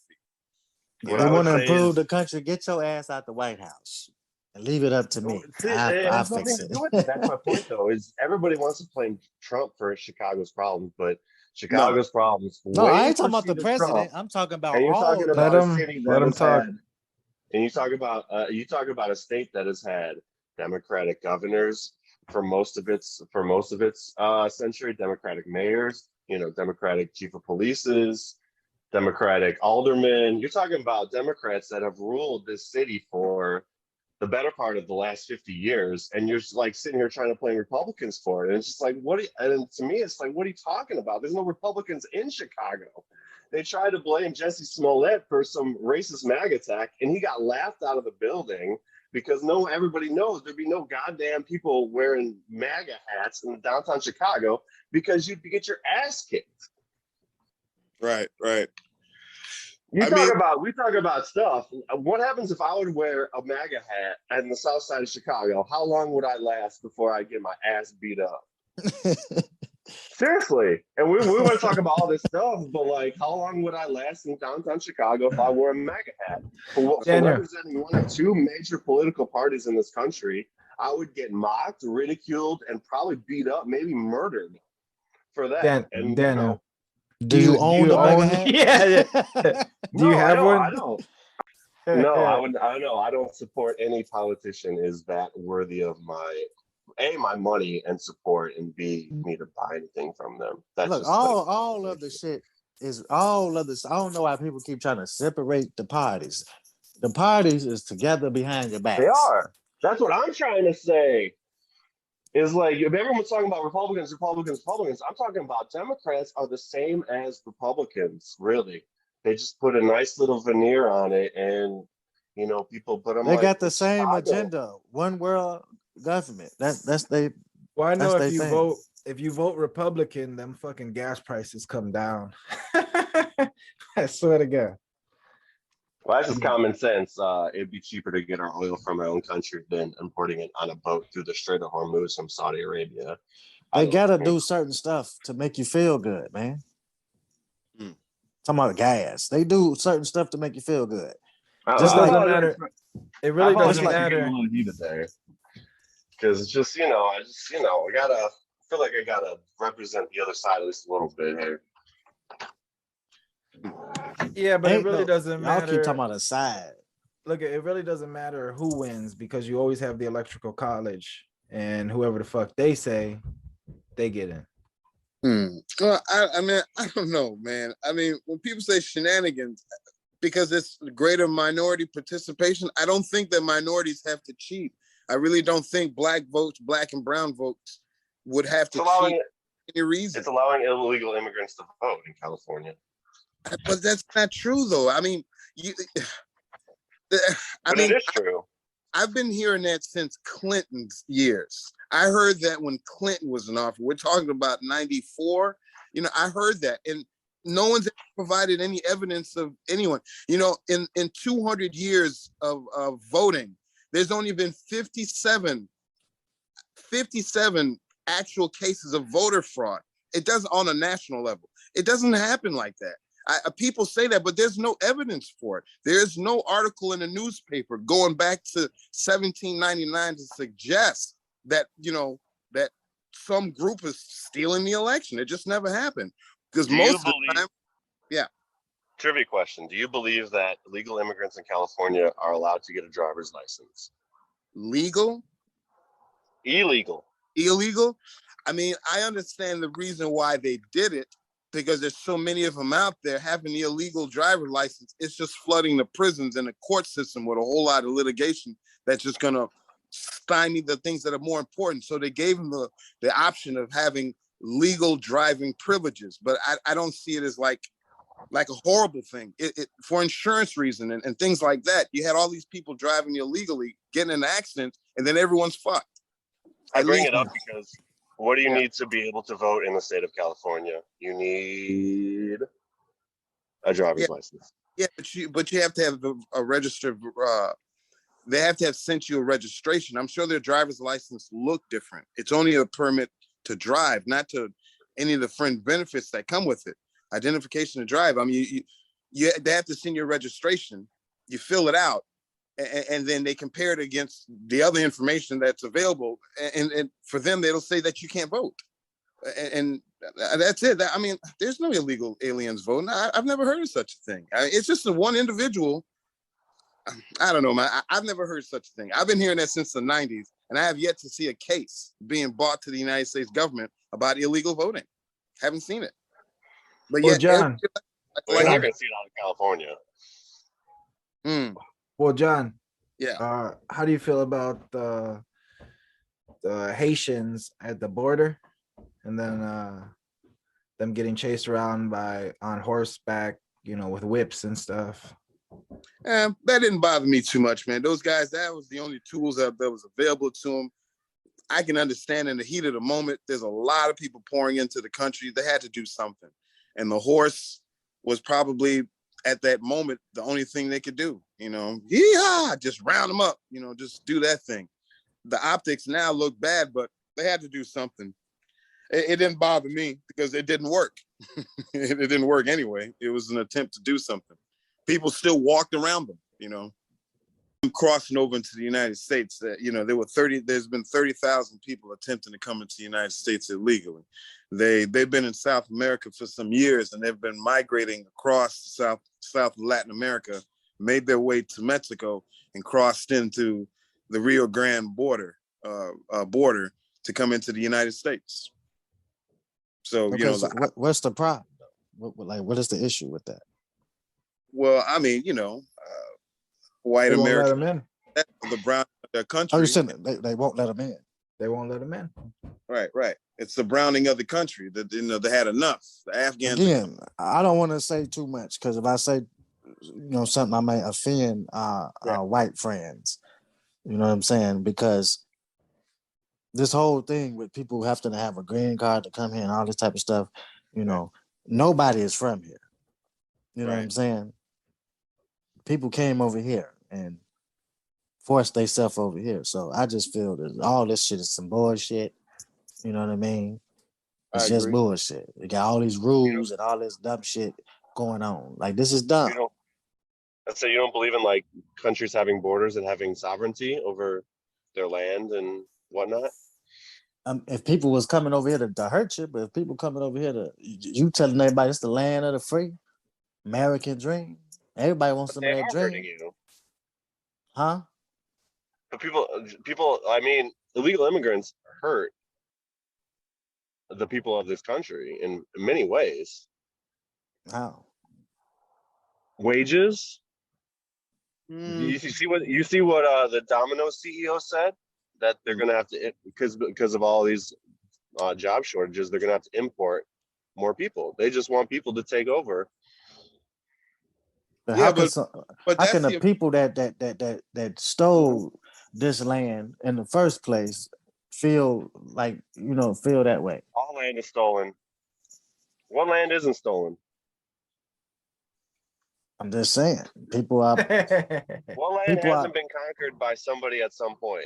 And Yeah, you said somebody. Most of all the lands I know is colonized by the same folks or taken by the same folks. I mean, that white yeah, man everywhere. That white man got his hand on everything. He like these other people that just want they want the world. You know. Genghis Khan conquered the entire world. He wasn't a white guy. yeah. Hey, I don't know Genghis Khan. I wasn't You around when should. Genghis Khan was doing his thing. I I'm saying know. I everybody's know. conquered the world. I mean, I I think the heard of world. him, but I'm just saying I haven't really read up, so I can't speak of nothing I don't know about. But I know about this. I know about this. What's going on right now? Anybody, I mean, it don't matter if you black, white, anybody that's trying to take something from somebody. You know what I'm saying? I don't think you should just be able to go take something from somebody. Right. That's all I'm saying. But I'm You saying know? that's all human history. That's, people want to hate on white, America specifically for that, but that's literally been 10,000 No, years of not history. nobody Yeah, said nothing about just white America. but I mean, the history, but those people are gone and dead. These people exist today, and to act as if though they don't matter. I think that's what people are talking about. If they completely wipe them out, well, then it would be a. But they're walking around, and we're walking on their bones. We name our cities and our institutions and our weapons after them, as if though they're gone. They're right here. That's what he's saying. They haven't gone any. America, being an American is not an ethnic group. It's a membership. It's a citizenship. It's not an ethnic group. It's a people that belong, that are here, not an Right. ethnic group. Polish American background. And if you study World War II history, no one got, besides the Jewish people, no one got it worse than the people of Poland. And if you, just in that, they got attacked by both communism and fascism. And then fascism took over the whole country and wiped everybody who was like communism out. And then communism came back over and wiped all the people that like fascism out. It's so like but so do I get to like for all of eternity get mad at Russia and Germany for No, what happened? but you have ethnic integrity. You have country integrity. You in some ways, Poland has been made whole. Some other groups have not been made whole. That there's a difference. Restitution, reimbursement, whatever they call it. You know, there's some effort to make things right, because at one time Poland wasn't on the map. Between the Right. West, French Revolution. right. So they got theirs back, but the people that have been shitted on the most, they've gotten nothing back except grief. Shut up, I don't want to hear it. Shut up, I don't want to hear it. Man, that's all they're getting. Look, that's what I want to know. I want to know why is they colonizing all of Africa except for what is it called? The Ethiopia. Everywhere else is colonized. You know what I mean? Like, that's crazy to me. Like, What do you that's mean by Africa. colonizing what? They own okay, so my wife Nigerian, right? Okay. And so I asked her, I'm like, why is it Lajal? Because they speak English over there and stuff like that. And I say, so what that got to do with that? And she say, and I say, and then because I saw they judges, like when you go to their court system, they got the like George Washington wigs on and robes Right. and stuff. And I'm like, why? She was like, because we colonized by the British. And I was like, oh. And then she was like, and then I found out that all of Africa is colonized by some white man somewhere, the French or whatever, Germans or whatever. So all these white people, all these white nations then got amongst each other and had them a round table and said, we're going to divvy this shit up. You know what I'm saying? When we take these peoples. And so that's what's been going on. So that's what I'm saying. Why they feel like they need to control other peoples like this. You know, let's let them people take care of their own. That's Africa. Let Africa fend for themselves. Then you want to tell somebody go back to Africa. If I go back to Africa, I still got to deal with you, Right. because you in Africa too. Right. Well, I mean, if you don't mind me, I hope I'm not too long-winded on this one. I mean, that's the history, man. That's imperialism. You know, that's what I'm saying. There was a time when Africa was strong. It could have resisted imperialism. But after a while, it just simply couldn't. It didn't keep up. It just didn't keep up with the times.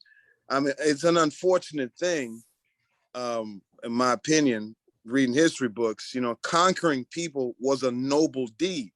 When they conquered each other, conquering us just made sense. You know, centuries later, we realize that behavior has a negative effect than it does having your name being called a great or the terrible, or, you know, getting a title. There are people that pay the price for you to get that title, you know. Do they do it to this day?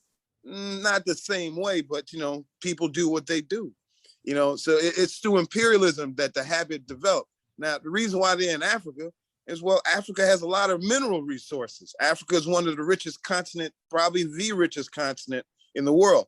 It's more accessible than Asia. Even though Asia is 30% larger, Africa is much more accessible.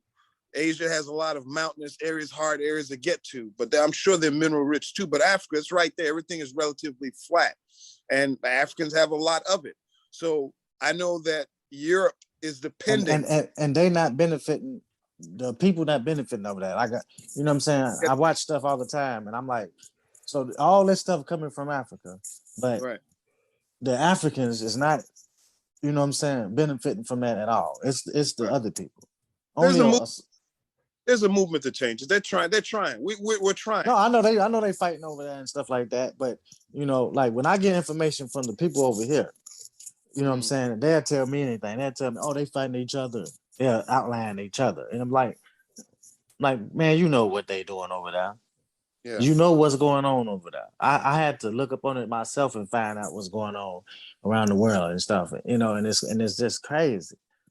I'm like, this stuff crazy. Then you even got in Israel, the Jews out there, they attacking these other people and stuff like that, and people asking, the people now went around with a microphone, who wrong and who right, you know. And I'm like, this stuff crazy, man. And these people as on every continent doing this to people. You know what I'm saying? It's not saying, oh, the white man this, the white man that. You know what I'm saying? It's like the important portion of those people, of the white man is doing this. Europe's been conquering shit from the beginning, though. That's what they've been doing. That's what they do. That's what I'm saying. That's what they do. You know, that's what I'm saying. Everyone's conquering shit from the beginning. Well, Europe. I mean, but they did it different. I mean, everyone yeah, of course. I mean, at some point, you can kind of say every major ethnic group had their day in the sun. You know, African history will one day be revealed to the world a little with more information. But at some point, they were running the show. You know, Middle Eastern people running the show. People of Southeast Asia are running the show. People of Europe are the ones currently running the show, and they have been for about 500 years. They made was people running the show, or was people just great where they was at? You know, technology convergence. It was the gun, right, Dan? I mean, you can't talk about Israel without mentioning the gun. They had the gun, and that was it. If Africans had the gun, I can't say we wouldn't do it any different. It's whoever came with it first. You know, the gun. I mean, we're not gonna make nothing up now. I think it would have been a little different now. I mean, if you feel that you're trying to protect something that you're gaining, you're gonna do whatever it takes, especially when you can easily dehumanize your enemy. And I don't mean that just Europeans thinking that. I mean that anyone in that position of power. The first thing you got to do is dehumanize the people that you're gonna subjugate. You got to believe somehow they're lesser and they don't deserve what you're getting. I can't imagine us being any different. I mean, because we did it to each other in Africa. Africans looked at each other and didn't see brown skin and woolly hair being a connection. They could look at each other and tell the difference, that we were different. And they fought for the same things, power. Yeah. The Native Americans, if they would have had assault rifles or some shit rifles, fully fully automatic weapons or something, it would have been a different Uh, history. Ger- on that And too. Geronimo had a yes, rifle. that's what I'm trying to say. Is people, if you don't defend what you have, somebody will come and take it. And it doesn't matter the race, religion, creed. It can be any one of the three, it could be all three. But if Right. you can't defend what you have, if America suddenly disarmed all its nukes and took away its military, some will become trying to conquer America. It's you if you don't defend, and maybe the moral of the story is the Indians should have slaughtered us at Pilgrim Rock. Then they might still have their country. Or maybe they should have slaughtered Christopher Columbus when he, landed in the Caribbean. Yeah, Sure. all of them, everybody. Yeah, just new But- people kill them. But that's history, though. That's history. But the when history. Christopher Columbus came Well, over I know here, what you he got, came some with will- a smile. Yeah. He came with a smile on his face. He tricked those peoples. Yeah. He I mean, did. Honest. What that's- killed mostly was the flu, was disease, was the biggest killer of the Native American population, and that wasn't a known thing really. And that's, you talk about Haitian revolution history, that's what kept Haiti independent from all the invading armies was But their they wasn't ability- sick till them people came over here though. They was fine. They was fine until they showed up. If Yeah, they wouldn't have showed up, they wouldn't have caught no disease. they should have That killed them. Yeah, it was the animals too. They been around animals, nigga. No, not the animals from the Europeans. Oh, Sheeps and everything and shit. That shit carries diseases. yeah. I guess that's what gets me, because I'm not going to be here sitting defending Christopher Columbus all day for all of his works and all of his deeds and whatnot. But what he did was pretty courageous. He, in retrospect, Mhm. and coming over here and doing something that no one thought was possible and whatnot. And But remember, I think never that's what came gets me in. America. I wouldn't say courageous at all. You don't think it was courageous? Hell no. I think it was a bold and nervy. That's what I thought it was. To sail No across doubt. the opposite side of the world to try to find a brand new sea route to China? Well, did he do that? He came over here and stole That's what he was trying to do. and killed. He came and did what he wanted to do. He may have told them, "I'm trying to go find a new land," but in the back of his mind, he was, "I'm gonna go over here and fuck whoever over there up." And I guess what I'm trying to say is, that's true of him, but that's also true of every person of every race, of every creed, of No, every we ain't gonna do that. We ain't country gonna in do that. history. Because you And can that's walk what I'm down. trying to say. You can go to Is everyone 63rd likes to right shit now. on Ain't him, nobody gonna but- do nothing to you. Huh? I said you can go to 63rd right now, and they ain't gonna kill you. They'll kill each other. They ain't gonna touch you. Yeah. What would happen to me if I put a MAGA hat and went to South That's Side why everybody Southside? got their stores and happened our to me? shit. Well, that's different. You calling them up, you shaking your ass to them then. That's different. Oh, I'm representing one of two major political parties in this country. You telling them, you know what that hat mean to them. That hat mean racist to them. So But if I that's wore you a tell, Barack Obama Hope and Change shirt, I'd be fine though. yeah, you be good. They won't even see you. Exactly. That's a problem. That's how is that a problem? You Republicans good. aren't your enemy. Cause that's a different. Because the white people made it that way, and No, it might they not try- be. It might not be you personally, shit. But That's- soon that's a as way dude to got divide arrested- Made it people. that way. Democrats made it that way. Democrats got you. got your No, mind. Trump people made it that way. Nah. Listen, soon as they won, I look, and before Trump even went to be the president, black folks loved him before then when he was just Donald Trump. You know what I'm saying? Donald They Trump was loved the him. most talked about rapper in so many rap songs. That's what I'm saying. They loved him. The day that Yeah, he until won. the media said he was racist and everybody believed him. No, when he got to doing shit. Look, I feel that it's very disingenuous not to call Trump out for what he is. He has a body of work to suggest otherwise. He has racist views. Is he a card-carrying member of the Ku Klux Klan or some type of group? No, he's not. He's an opportunist. He sees that the country is upset about the makeup of the country. So it's very easy to rally a group of people to a cause.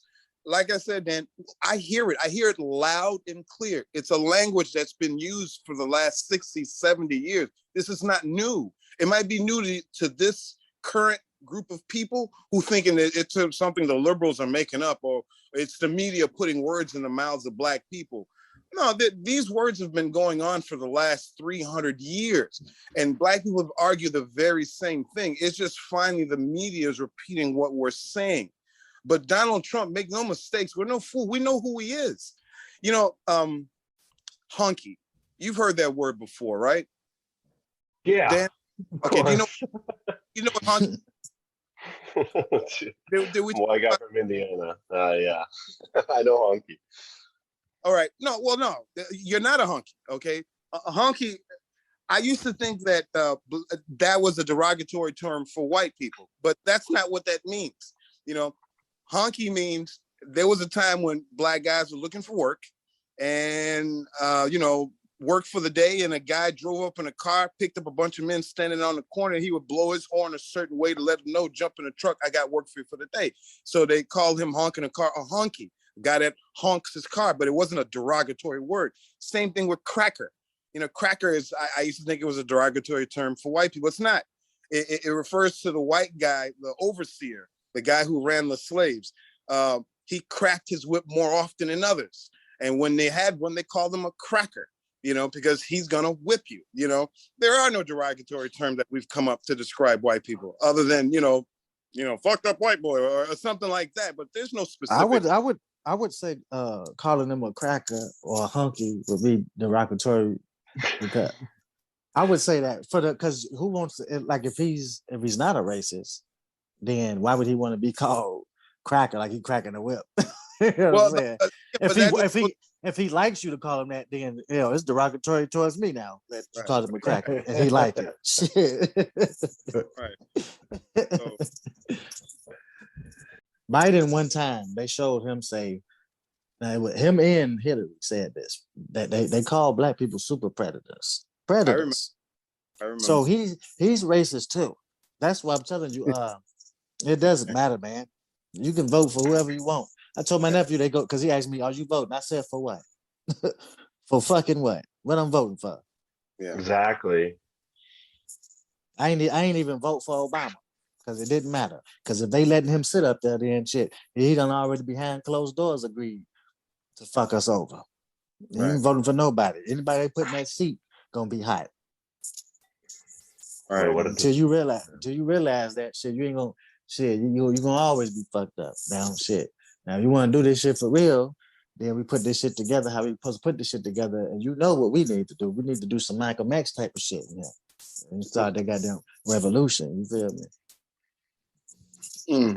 I don't know. I don't know. I mean, there was an attempted revolution January 6th. The way it looked. That wasn't no revolution. The real revolution. Real revolution wouldn't be good. You know, wouldn't do the country any good, man. We would never see fruits of our labor if there's any fruits to bear. It would be destruction. We live and die through that cycle, not knowing if we did the right thing. I wouldn't say revolution is the right thing. There's examples of good revolution, that successful revolutions, I should say, because ain't gonna be no nice right. Like you can't. It's gonna be bloodshed now. But but, but that's what I'm trying to tell you. You got to hit them where it hurts now, because that let me tell you something. That racist person, he don't care about you sitting up here. You've been talking for a long time, and you need to stop talking and start swinging, because that's what's wrong with you now. You want to sweet talk the racist man. You can't sweet talk him. You don't want to hear that. You got to let him realize what he really been doing, and let him know that he need to fix his motherfucking house and get it together, or we're gonna burn that motherfucker down. That's just simple as that. And then until we get together and start thinking that way, and that's what you need to do. Because I'm telling you like this: if you're Black, you need to start thinking Black, and then that's just what it is. You got to take this shit. I mean, look at shit. Don't you see the LGBT community? What they doing? They cutting the head off the motherfuckers. Right. they started their own revolution in a way. They just doing it in in the way they can do it. But you know what we need to do? Because let me tell you something, though. The only thing that racist man understand is violence. Because he whipped your ass, bust you upside your head, hang you from a tree. You know, it made you get in line, doing that to you. So you make his ass get in line by putting his ass on that damn tree. You know, all right. Well, that's the anger talking. You know, I understand where that's coming from, but I mean, if we're gonna be practical, I mean, obviously, bloodshed. That's practical. But I mean, here's the thing. I argue this: in this modern country, everything that we've built up, there's a lot more to lose than 1860.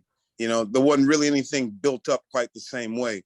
A building coming down in 1865 really isn't a whole lot, but coming down in modern America, that can set back one building can set back the entire economy. So We ain't got nothing. We don't got nothing. We don't own nothing. Only person gonna lose is them other people that got some money. And soon as you talk about, you know, striking back, now you the violent and you the racist because you want to fight back. Right. You know what I'm saying? Didn't your mama ever tell you, you go outside, that kid hit you, hit back?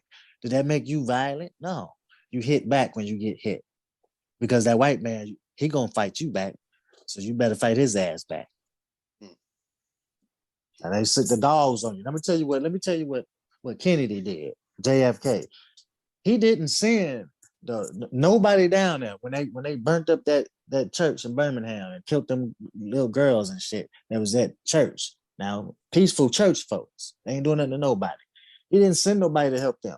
But as soon as people got together and got mad and was ready to fight the police, you know what I'm saying? Then he sent fucking SWAT team down there and shit.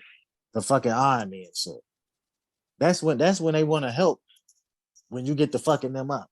You know what I'm saying? When motherfuckers rioting and shit about the shit. That's when the motherfucker want to send somebody in to break them up, to break the black people up from getting mad. But as long as they getting lynched and hung from trees, it's okay. Now, if you don't see nothing wrong with that, that's on you. You know what I'm saying? All this soft ass shit people trying to do now, coming at them soft. You done kiss their ass so motherfucking much and beg them, please be nice to us. Please give us something. They ain't gave you shit. They give you this false shit that ain't gonna never help you out. They give you a little bit of something like welfare. Welfare ain't fed no motherfucker. People still hungry on welfare. You know what I'm saying? They done gave you a building, a fucking project. You see what happened to that? It wasn't that black folks came in there and tore that motherfucker up. It's because it was bullshit from the beginning. Now, the only thing you need to do is put a swift kick in their ass and they'll give you something. So the Robert Taylor projects, when they designed that building and let people live in there, one of the parts of the government was they didn't want the fathers there. You know, if you were married, then you couldn't live there, or they breaking up families. They wouldn't collect food stamps or anything like that shit, so it'd be harder for you to survive. And so it became more prosperous for the father not to be there. So that's what happened with like the generation of that is like there was no father, so people became violent, you know. Yeah, daddy would have been whooping the kid's ass. Sit your ass down. Right. Get in the house. You know, and everybody that got a dad, every family that got that mom and daddy, will sit their ass down. You know what I'm saying? So when white folks, when they say, oh, they wild people, look, you got a mom and you got a daddy at the house for the most part. Even if he ain't living in the house, he showed making his presence be felt. You know what I'm saying? They made this man leave. And by them doing that made the black woman not respect the black man because hell, he don't got nothing. Dan, you have any suggestions on what we can do to make shit better? What do you mean? In what sense? With the violence that's in the streets on both ends, you know, police or amongst the blacks. That's, you know, black on black crime. What can we do to stop that? For me, I don't see that there is a immediate hope. There is no hope to me for Chicago in the immediate future with how it's going. I see the rising crime already. I see the vaccine mandate going to take out a good chunk of the police force, and I see police don't want to engage in community relations with the people anymore. So they're going to pull back and they're going to allow the crime to happen so that they don't get personally in trouble. That's kind of what I see was probably going to happen. And they're going to try to blame things on guns. You know, I get it. Yeah, I mean, guns might be a problem, but, you know, guns aren't a problem in Indiana. Everyone's talking about, oh, all these Indiana guns going to Chicago. All these guns are in Indiana. It's not a problem in Indiana. But so I don't see any hope. I would say if you're in Chicago, I would get out in the next 3 years. You don't got no solutions for to help them peoples. I don't No got any. solutions. I don't got any realistic solutions that I think Chicago's going to do. No, What would because be Chicago like not is- realistic? Let's hear your not realistic scenario. How could they fix it?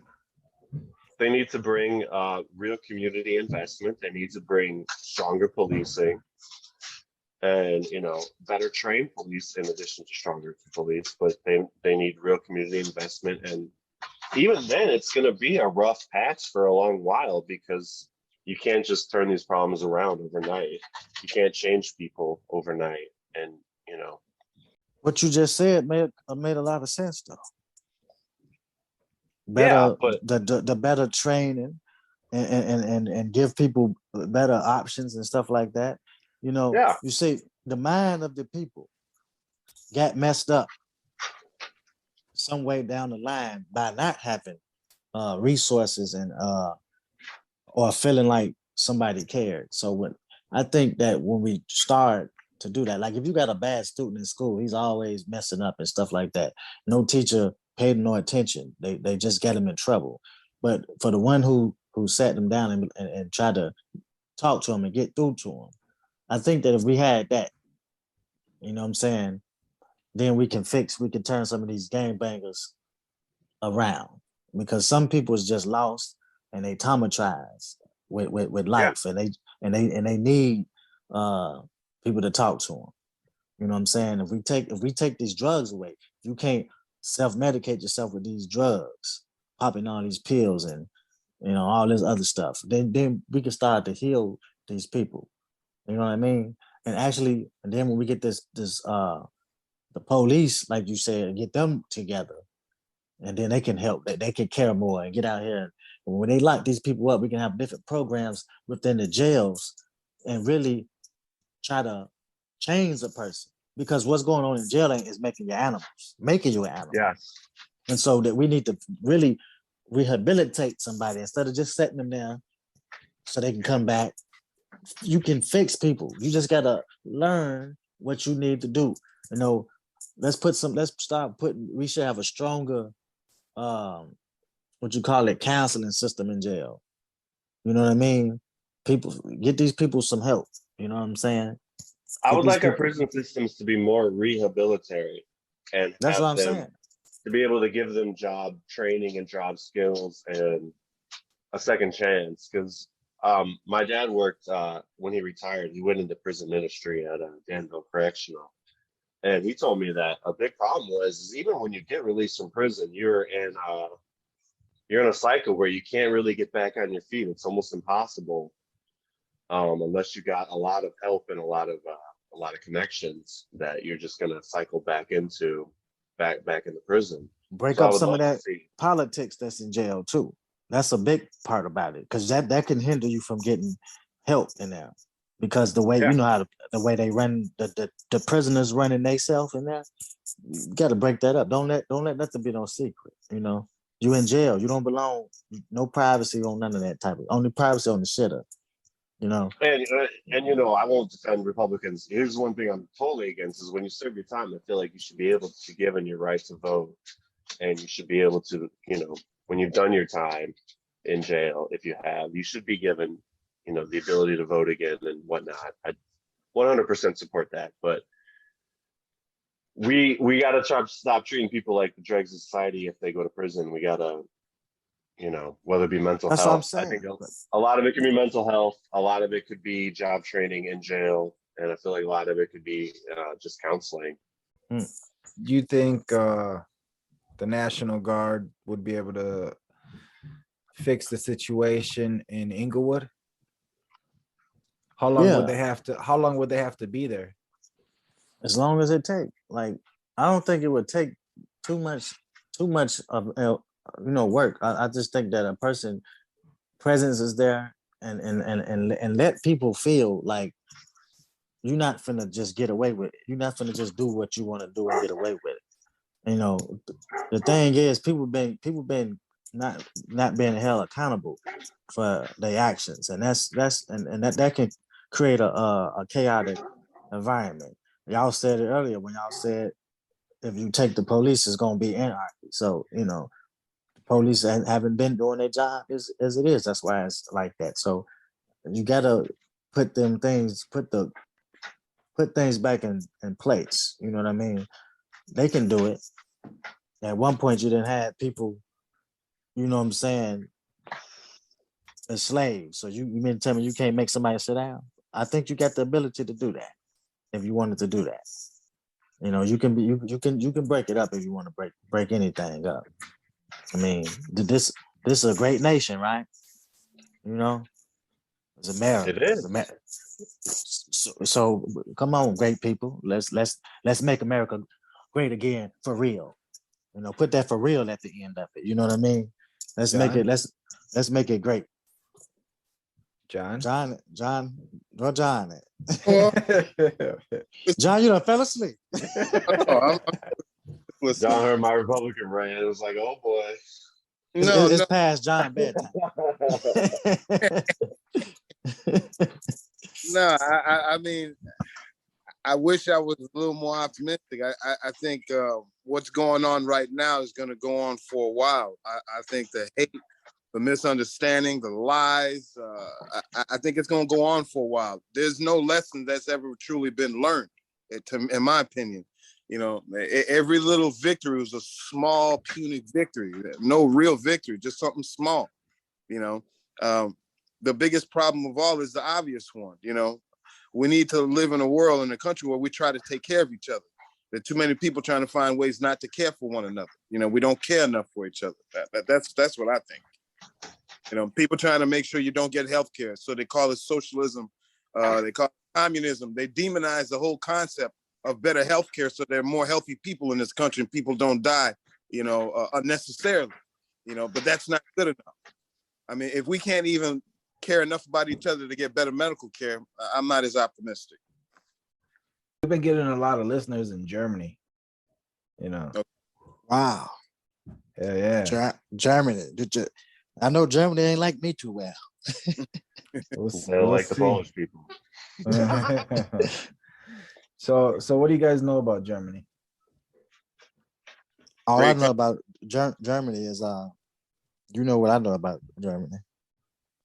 My favorite German memory was they whooped up on Brazil in a World Cup game, and it was like 7-1 or something at halftime. It was one of the most amazing things I've ever seen.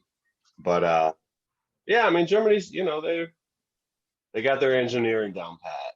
We'll give them that. Only thing I know about Germany is what I see on the movies, old movies, is you know the war against them and America and them with the Holocaust. That's the only thing I know about Germany. Sorry, Germany. Yeah, you know how like that's kind of like a joke, you know, like an American joke. How you like it's like Germans are here, like you know, because the Holocaust and shit. But do you think that they see us as like hypocrites? They're like, yeah, motherfucker, like we know what you guys came from. The inner perspective, yeah, I think they can see it because you know they've gone through something, and at least a good portion of their population understands it, and they have an interesting perspective, I would imagine. You know, it's mandated in their education, you know, to talk about these things. In America, we just don't talk about it. You know, we just kind of let it up to the neighborhood bar drunk to kind of settle the problems that we've been fighting about. You know, it's nothing done in an official way. And when we attempt to do it in an official way, I don't want to hear it. You know, like race theory, what is it? Constructive race theory. It's an attempt. You know, someone's got to think of something. Whether you agree with it or not, then sit down with me and come up with something better. But to completely deny my argument, it's ridiculous. We'll never get anywhere. That's what I mean. If you don't like the idea, then sit down with someone and see if we can come up with something together that works. These people don't want to. You're talking about something to eliminate the race issue? Right, to at least talk about it. I don't think we'll ever eliminate it because the blaring, thing is obviously we do look different. When people say we're colorblind, no one's colorblind. I mean, we obviously see the differences. It's just that I don't think that we should be alarmed by those differences. We should celebrate those differences. We all have environmental adaptations that make us unique from the environment that we come in. And we should be celebrating that. The diversity of the human species can do anything. And that's what we should be doing, but we don't. And that comes down to education. That's why when you're talking about Germany, I think the Germans feel differently about racism and will give you a much more deeper perspective on it than I think the average American would, white or black. I think. I mean, look, we all do the same shit. We all shit and we all take baths. We all brush our teeth. We all put our clothes on the same. I mean, we the same people. I mean, so what? Some people look a little different than the other one, And I think that anybody who hate another person for what race they are, if it is just about the physical appearance, I think that they are just idiots and stupid people. Because you got to be like kind of retarded, I think that's an unnatural thing, that's some more unnatural stuff that a lot of people do. Well, Daniel. Yeah, but how come Germany didn't like Poland? Well, Germany wanted to move west into, they called it Lebensraum. I think they called it, they wanted more land for the German people. And it was mostly to be referred to as for Russian people. And they viewed Slavic people as, and Russian people as lesser than people. So that's kind of where more than the Jew, right?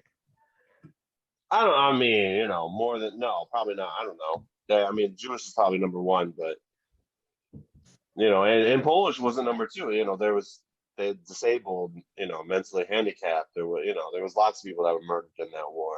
And it wasn't when they fought Russia, it wasn't a good guy versus good guy kind of a war. It was a kind of a bad guy versus bad guy sort of a thing. But, I mean, yeah, everyone's had their stuff. Right. Did they win or lose against Germany, Poland? Oh, they We lost. could say they ultimately won in the end, but I mean, they weren't, even after World War II, they were a communist country, I believe, for a long while. And then I don't know all of Polish history, but they're listening to this shit like, fuck you, we won. We won this. And to me, it was like we all, I guess, like pulling it back is what I try to remember, and it's easy for a cis white male to say this, and I understand, but everyone in this country, all four of us, live in the top 1%. And that's what I try, whenever something shitty or something that I don't agree with tries to happen, that's what I try to tell myself in the end, is that everyone here is in the top 1%. In terms of the world. But then again, it should be better. It could be worse, and I don't think we should settle for half-ass.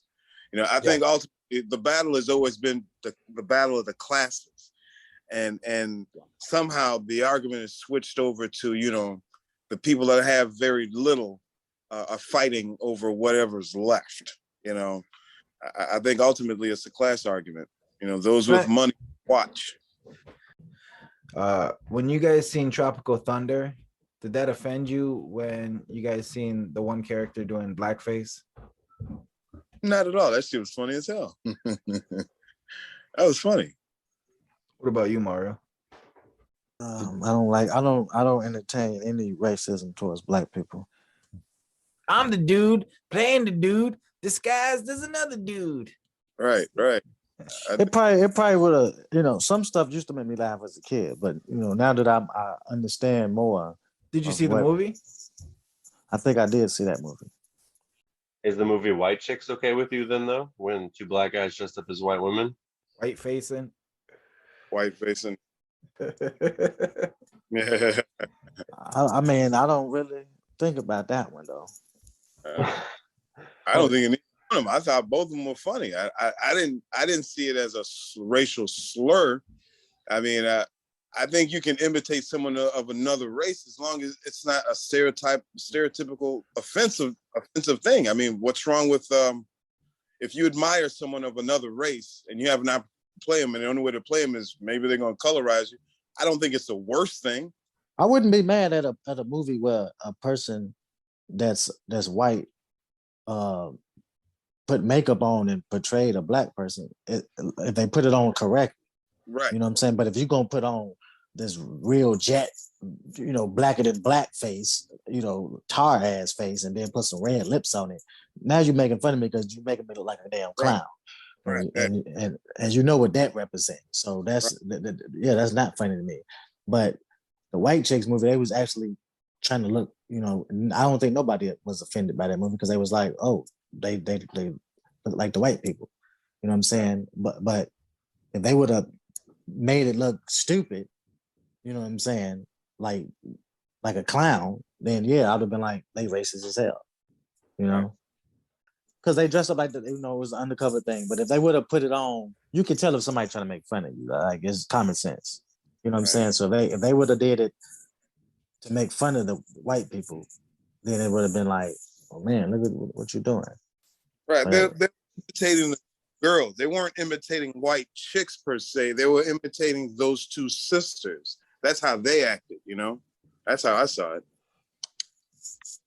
Perfect. Yeah, that's probably how it was. But I'm just saying, like, you can tell if somebody's trying to like be, racist when they do something or not. You know what I mean? And All right, it's just guys. it's just how stuff goes, man. Right. Well, let me say, I'm glad to meet a Trump supporter that I can say is not a white supremacist. I only voted for him. I didn't even support him in the general, to be honest. I only supported him over Hillary Clinton, and I feel like I can be justified in that. I actually was for John Kasich or Marco Rubio, to be honest. But I did support him over Hillary Clinton. So what would we sum up this podcast as? What do we do here? No holding bars. No holding bars.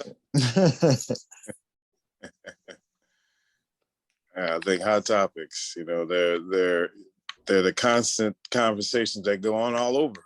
I mean, everyone at some point talks about them. Yeah. Yes, hopefully if we've talked about some ideas and some different topics that maybe people will, maybe in Germany especially, will have some conversations about.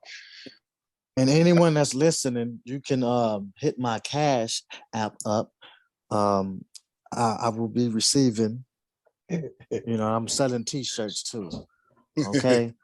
And you can go to www.riored.com and get some items from there. Okay. Thank you. And my cash app will be listed in the description below. Yes. Thank you.